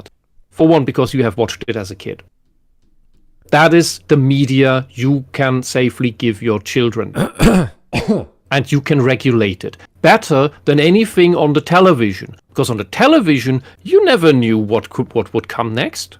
Well, you could read the TV program, but that's not really helping much anyway. There's no thing as good as the total control that you have with physical media. All right. Here's a super chat from the Master of Gaming. It's the parents' job to look after the kids, not the government. That's obvious. And he's trying to have his cake and eat it too, with saying that it's the parents' main responsibility, but he also wants the society or government to be also involved when it's the parents can't do their job properly in some capacity. Again, that scenario is never made clear how that works, how the community is involved. So it's like he has a solution, but there's no answer. Like, how do you do that? You want society involved somehow. There are tons of answers. He just can't think of them. And so they don't even conceive the idea that their kid, who is 11 years old, could be watching pornography on their smartphone. Where? How? What? Why does your kid have a smartphone? Give your kid, if you think your kid needs to have a phone to be contactable and traceable all the time, give your kid a dumb phone. That's all it needs. Kids do not need smartphones because smartphones will be unsupervised total access to the internet. Ready. Giving the kids smartphones. Gee, because every kid has a smartphone and your kid doesn't want to feel left out. It's like the classic, it's the age-old dilemma. And if you want it's not a dilemma. And honestly, you can hate me for it. I'll take it. I'll take the hate.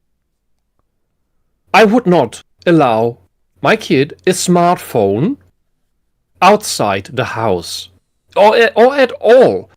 And yes, the kid would be bullied for it. And yes, the other kids would share in it out of pity and then expose the kid anyway. But some parents need to start with that. This is the thing. Do not go with this trend. It should never have happened. There should have been a giant movement against children having smartphones. You running with the fashion is absolutely horrible. If the left actually cared about children, it would have stood against giving children smartphones, having parents park their kids in front of tablets. Instead, many leftists I've discussed this with, they make excuses for it because they are themselves addicted to the smartphones. And I kid you not, I had this thing where a leftist couple, both teachers by the way, then told me about the struggles that the school had with the kids, all the kids' access to smartphones and the horrible things they shared on there, like they were watching Live Leak, the really violent stuff. That is making the rounds in German schools and elementary level. And these parents would then make the argument when you said, well, then confiscate the smartphones at the beginning of the school day, because then what are you doing? And don't let them have access to it at home after a certain hour. And their argument, I kid you not, was, oh, well, the problem is not the smartphone. The smartphone is just a tool. What does that argument sound like mechanically? Can someone give me an example that is an American discourse all the time about a certain thing not doing the actual evil, but just being a tool that is being misused? The gun. Guns. Exactly. So smartphones don't do porn. Smartphones are just tools. Well, you wouldn't put a gun in a kid's hand. Why do you put a smartphone in a kid's hand? These parents are addicted to their smartphones, and therefore they cannot criticize the source of their addiction. They cannot criticize their drug. Just like a junkie who's on weed or anything else will never criticize his glorified plant. That's that. Responsibility. The irresponsible cannot be responsible. It's that simple. All right. Like, what do you allow kids? Well, kids under 18 are the responsibility of the parents, and it's on their parents. It's their responsibility. Oh, think about it. It's like if we made that argument about beer or vodka. Oh, it's not. It's not the alcohol isn't the problem.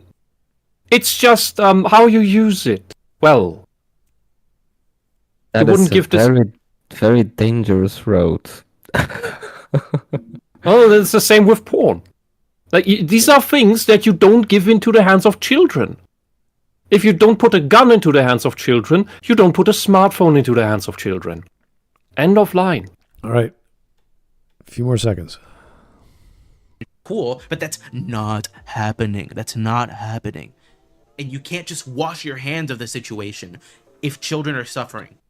Okay, so he goes on to parents should be stricter, yes, but that's not happening. So because people do not do what I want them to do, then the government needs to force them to. This is basically the way this guy is shaping his argument. Or having some surrogate or having child services step in or something. I don't know exactly what the solution. Again, we don't know what the solution is. So basically, it's he is a 90s Christian mom. He wants to push his view of Christianity and all the virtues and like onto other people. He wants them to bend to his beliefs. It's the do something argument from a, I suppose, heavy Christian, and it's I don't care how we get there, you should make the bad thing go away. You need to do something. He's being very vague on what the something is, but as long as the bad thing is gone. Yeah, as long as the outcome is what I want, I don't care how I get. It's just this bizarre lack of if you want to get to a place, you have to show the steps, and I don't care what they are. Just show me the steps you think are going to work, and then we'll analyze that. Right now, he's just like saying, "Oh, this doesn't work. The parents are wrong and they're bad." You're like, okay, how do you solve that? That's not an easy solution. Yeah. That's not an easy question to answer. But he's saying that's how it should be done. And you're like, well, okay, great. How do we get there? You can't just use force. Oh, all the for decades, all the socialist institutions and policy have destroyed society to the point that society can't parent itself anymore. So we should give more power to the socialist institutions. Or great idea, Mr. Conservative. Some sort of authority that they'll just figure the solution out, whatever that solution Which is. are totally incorruptible and totally not subverted by the socialists already. And when you talk about the government using solutions, it's always violence. Yeah. And this here is a perfect, absolutely pitch perfect example of what I've been talking about for years. And that is that Christian moms, and this is a Christian mom, are mentally, cognitively, emotionally exactly like the SJWs. On point. It's not this is not because this is what illustrates that this is not actual right wing. This is what calls itself right wing, but is mentally as immature, emotionally as immature, and that is the problem. Yeah, and that was the big critique in the '90s about satanic panic. So you just had these people screaming, "Make the thing go away," because I think it's bad, and they ultimately went to the government, and it looked ridiculous. And well, there are Satanists for certain, but that's not what they were targeting. I just don't think they were in the metal music of the '90s, and we needed to ban Rolling Stone to keep this. There are actual cults, and there are documentaries about how the German government didn't really investigate them for some reason. That's a really dark road for another time. Let's finish off. The last 2 minutes. I don't know what to expect. Let it run. Yeah. Just let it run. comprehend that there's more morality to it than just it doesn't feature real people. I sound like Joe Biden. It doesn't feature real people, so therefore it's not bad. Like if you look at one such website that was age restricted in the UK, like Rule 34, they're like, oh, your stupid government shut down our cartoon website. It's like, no, you are a gigantic pornography conglomerate. You are. How does conglomerate? That's not a conglomerate. That's not the right term. You don't know what words mean. And the other thing is, you can't say no when they did shut it down. He's saying no because, I like that you shut it down. That is disingenuous at the very least, an outright lie at worst. One more thing on the censorship front. I saw this quote. Why is it a lie when it's just illustrations? Okay, no. I'm looking at this at his thing John right 3:16? here. No. I'm looking at the there is the tweet from someone about Christians being stopped from preaching and exercising their speech in UK. Everyone fucking made us think about it. Everyone made a noise when people started getting arrested. When there was that case of grandma getting arrested for praying in her mind. In her mind. Everywhere. Mm-hmm. It's also, he's just making a stupid, spiteful argument of, you didn't help me when my rights were being taken away. I'm not going to help you when you're... Okay, so what solution have we brought here? Okay, everybody just got their rights taken away. What are you arguing?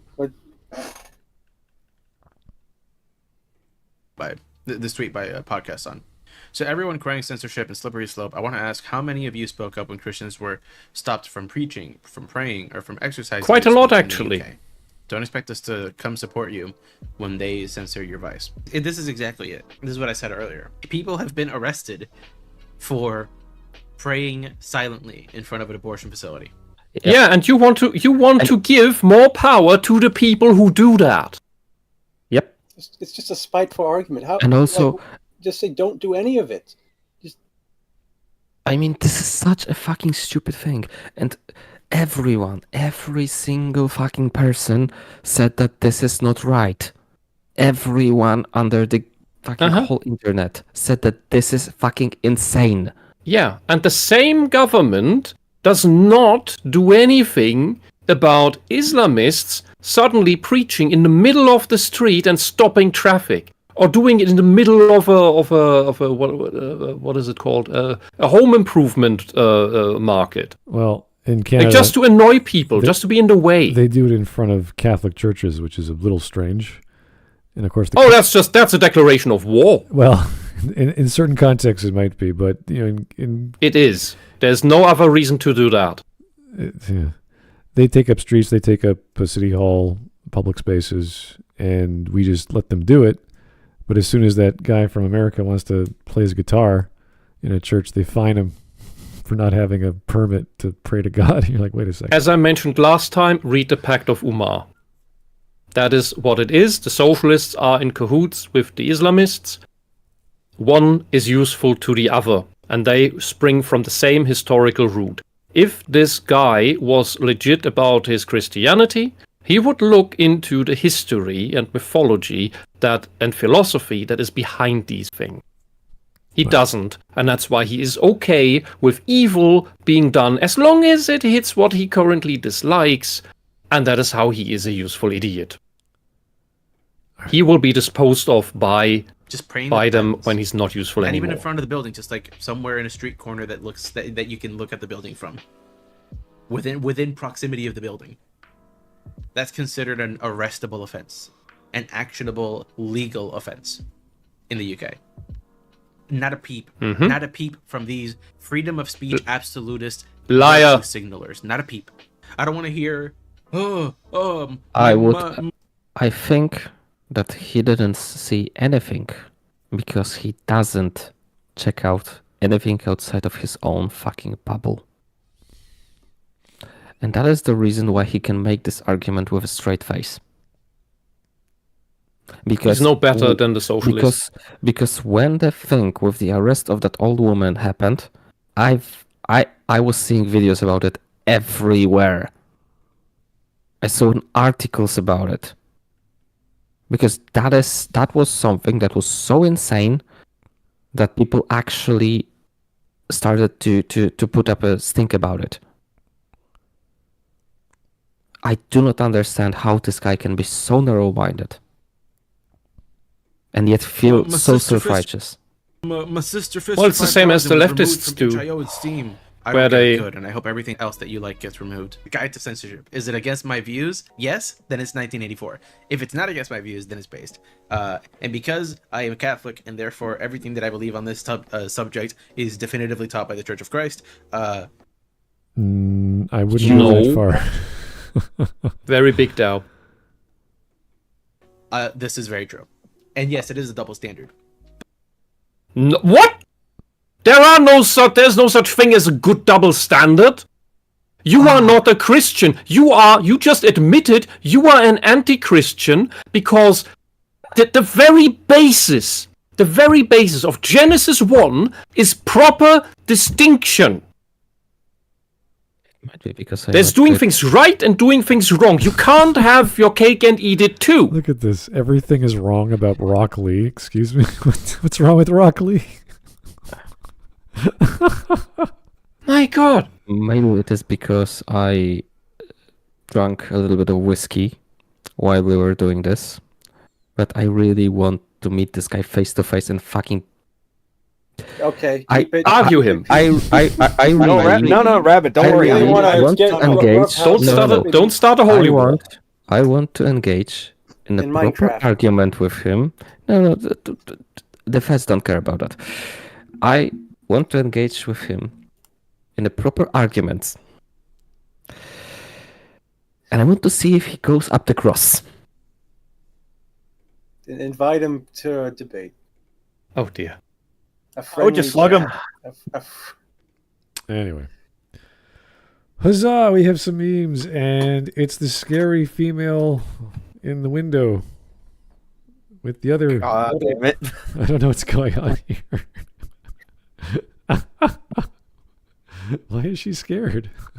Fine, God. That's the sex negative feminist who is Oh. scared of the booba. Oh, yeah. They're bigger than mine. I hate you. Truckers hate Boob me envy. because It's I'm all black. boob envy. Yeah. I hate because I'm. Suckers hate me because I'm black. Those who would give up essential liberty to purchase a little temporary safety deserve neither liberty nor safety. Exactly. Oh my God, so many memes. Ah! Benjamin, get the musket. That's funny. Oh God. Do you allow freedom of speech? Yep. So I can post my opinion respectively, even if some people don't like it. For sure. No matter what your agenda is, you're gonna be objective. Makes sense? Then you shouldn't remove my comments. Your account has been permanently suspended. Yep, that's what seems to keep happening. I mean, we can't even say certain lines in the chat. Won't come through. Frick, 2015. Good one, Manny. Ha ha. Final Live my Grapes gosh, PDF those are all 2025. Everyone's unhappy. Oh boy. Whatever happened to frack? That was That was stupid. Freaking frack. That's just this Battlestar. newspeak cursing. it was Complete Battlestar garbage. thing, I remember from the show. I think frick was what kids made as their swear word. I thought. No, it's just a way to circumvent the beeping. That's great. China censoring blood. That's been a thing for years. Jesus, Yeah, it's what they do. It's what they still do. That's really why. that's funny. Wish I was in Dixie. Hooray, hooray. That's all, folks. But what happened at the fort?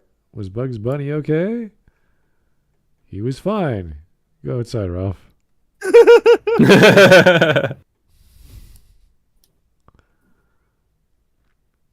And there's more. Oh, that was an Elmer Fudd? All right, original Bugs Bunny cartoon. Can't you just deny underage applicants? Well, that's one way to do it. This is to protect kids, be honest. This will implement a safe internet, be honest. It's to surveil, censor, and control everyone. Thank you. It's not censorship, it's freedom of silence. Oh, bullshit. That one hurts. I've That one hurt. I've never It's heard deep. that one before. And why is a does that even panda mean? involved? That's a China reference. You are free to not say anything. Okay. You're free to not complain about being abused. Well, it's not free if you're forcing me to not say anything. It's like saying you're free to breathe. It's like, oh, okay. No one's forcing you to not breathe. Search for a news article didn't get censored. Nice. What if moderators let this through so that we would forget that they censored the internet too? Ooh. Oh my goodness. What happened there? Nothing. Nothing happened on that day in that specific place. And there's another Precisely. set. Where are we going? Nobody has the intention to build a wall. Well, I'm not going to read Oh this, god, he but posted so much more. yeah, there's so many. It's funny how people who advocate censorship always think they themselves will not be censored. Any of the Sonic fans crying about people being against censorship are just proving they're frauds and always have been. Using Sonic? I have no Yeah, idea. because they. These companies the top right, do a lot of weird shit like that. The top right. Look at the Rogue model. The right one has the boobs reduced and less cleavage. Also, That's the back covered. Which how do the wings come out? What? The back, her back is covered too, which is perplexing. Because how do the Oh wings? right. Can't show the back. This is the fact. It's the fact that they remastered the game last year, and I'm just like, I'm sorry. I would That's take. not a master. I will take the jank. I will take the jank of the original version over this stuff. I think this is Spy Family? Yeah. Okay. Yes. That is not a good form of censorship. Chinese censorship of blood is horrible. That's weird too. I almost. There are Japan worse has a lot of ones this in stuff. the set of images that you have. They're smart. I don't think people should be allowed to buy these types of games. Nobody's talking to you. Just process the payment processor. Yeah. Yeah. Just drive the bus driver. Shut up.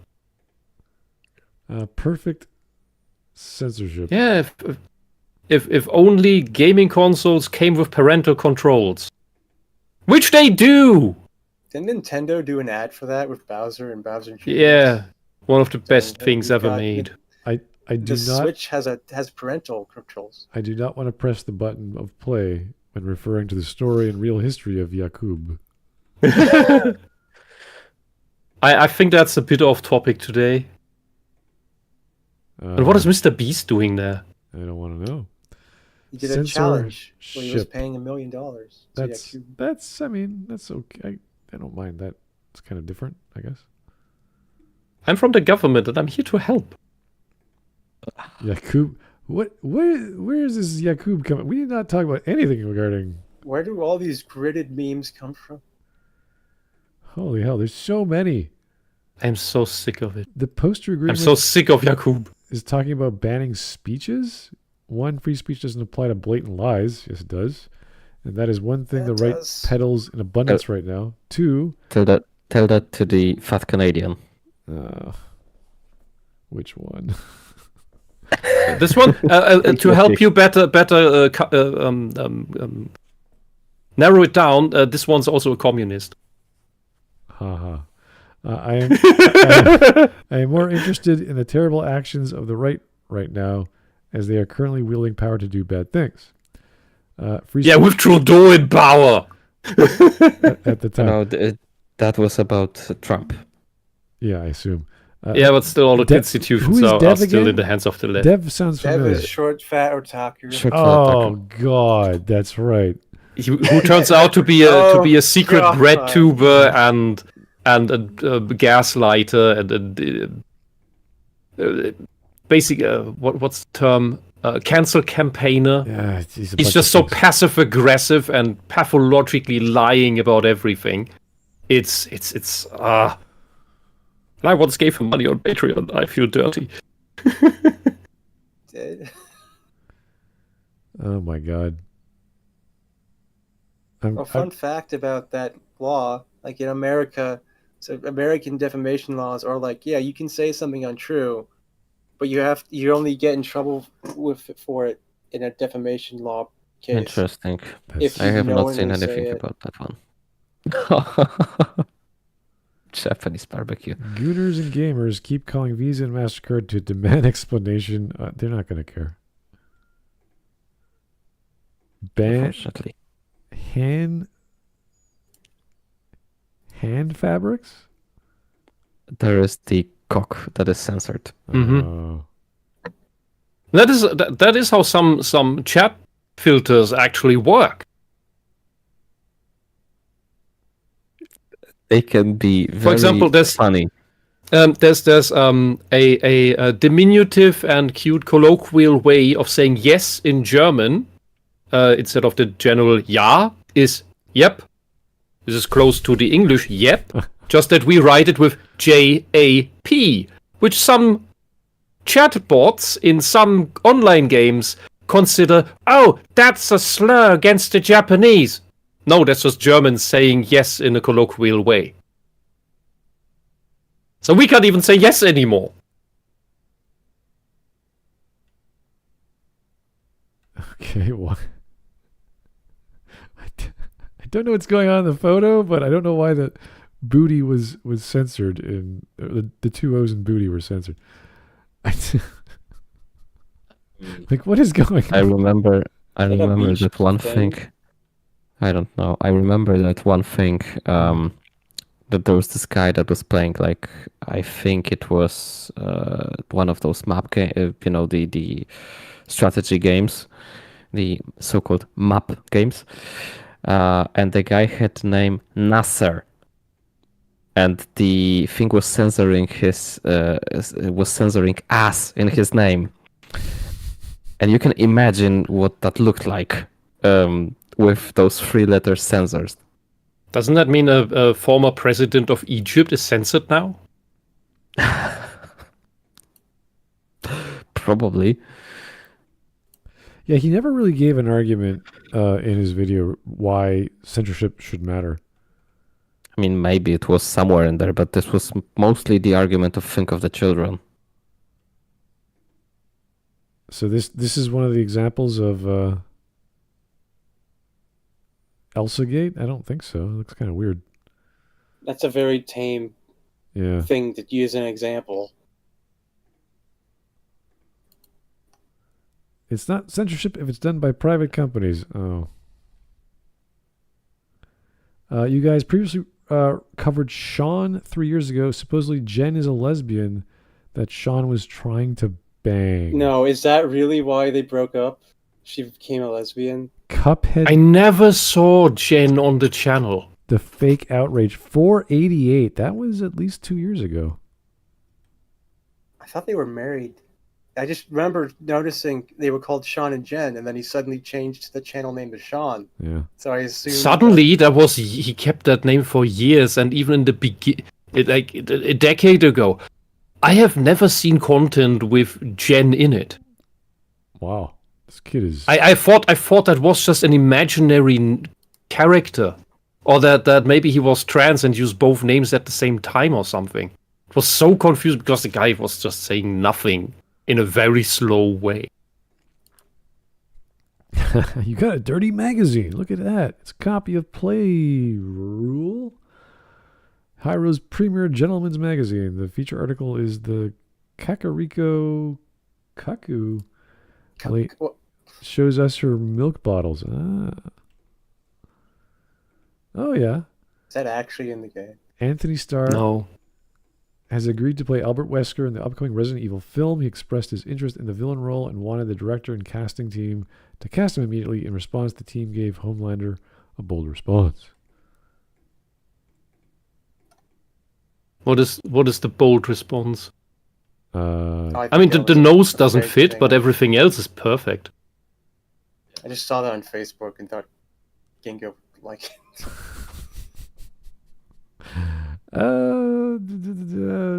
The previous live action adaptations using Wesker is too funny to take I seriously. mean, Lance, what was the guy in the Netflix show? Oh, I don't know.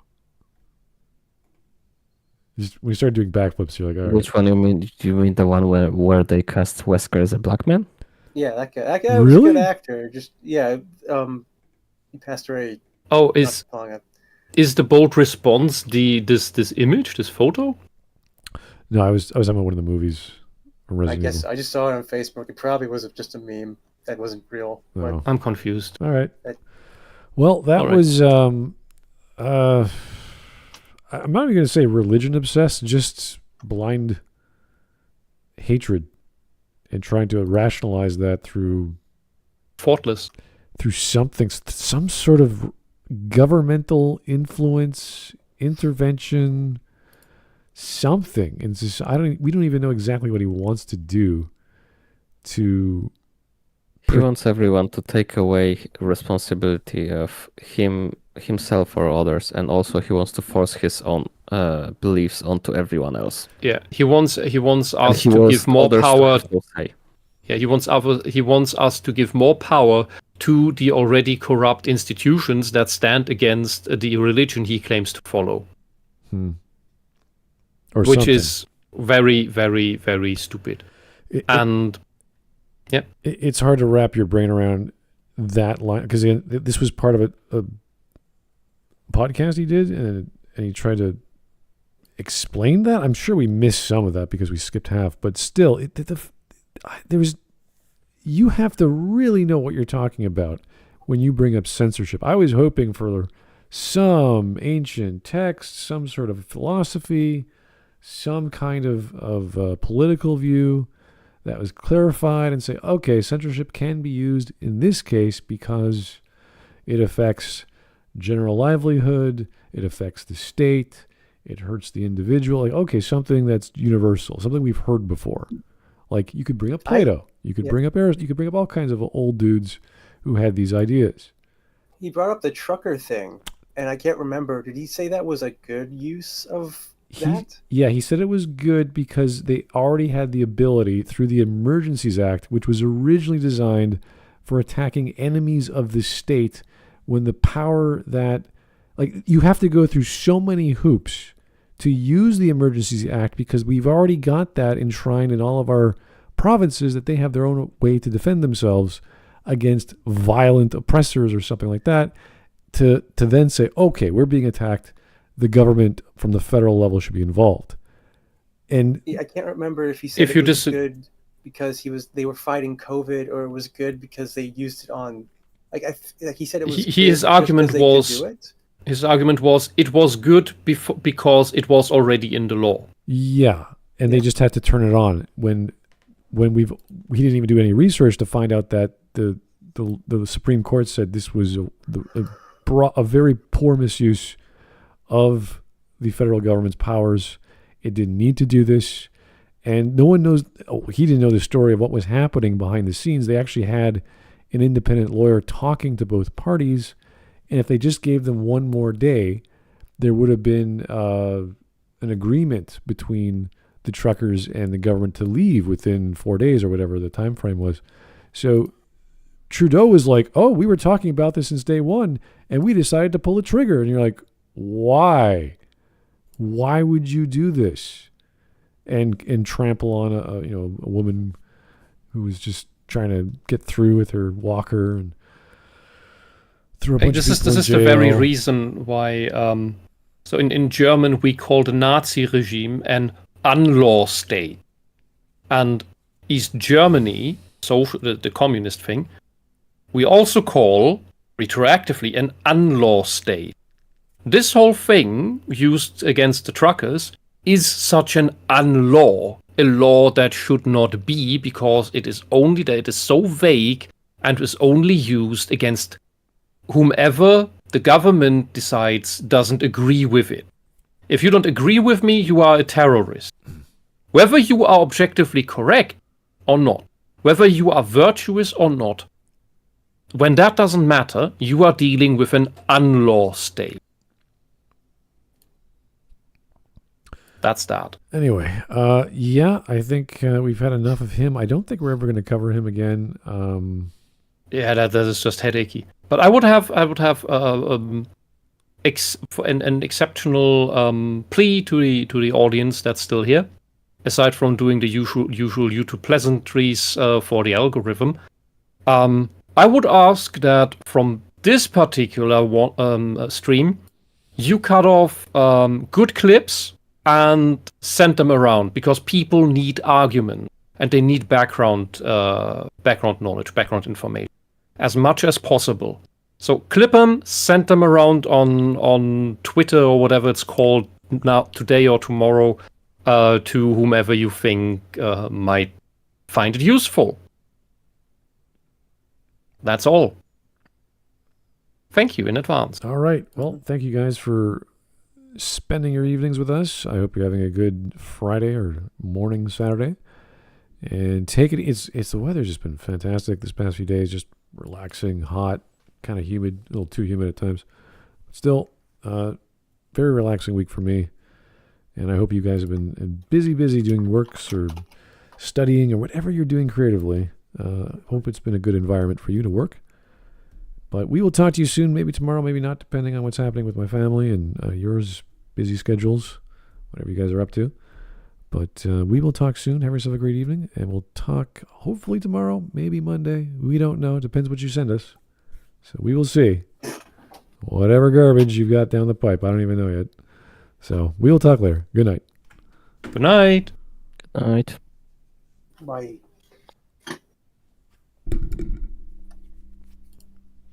Kingo, you didn't say bye.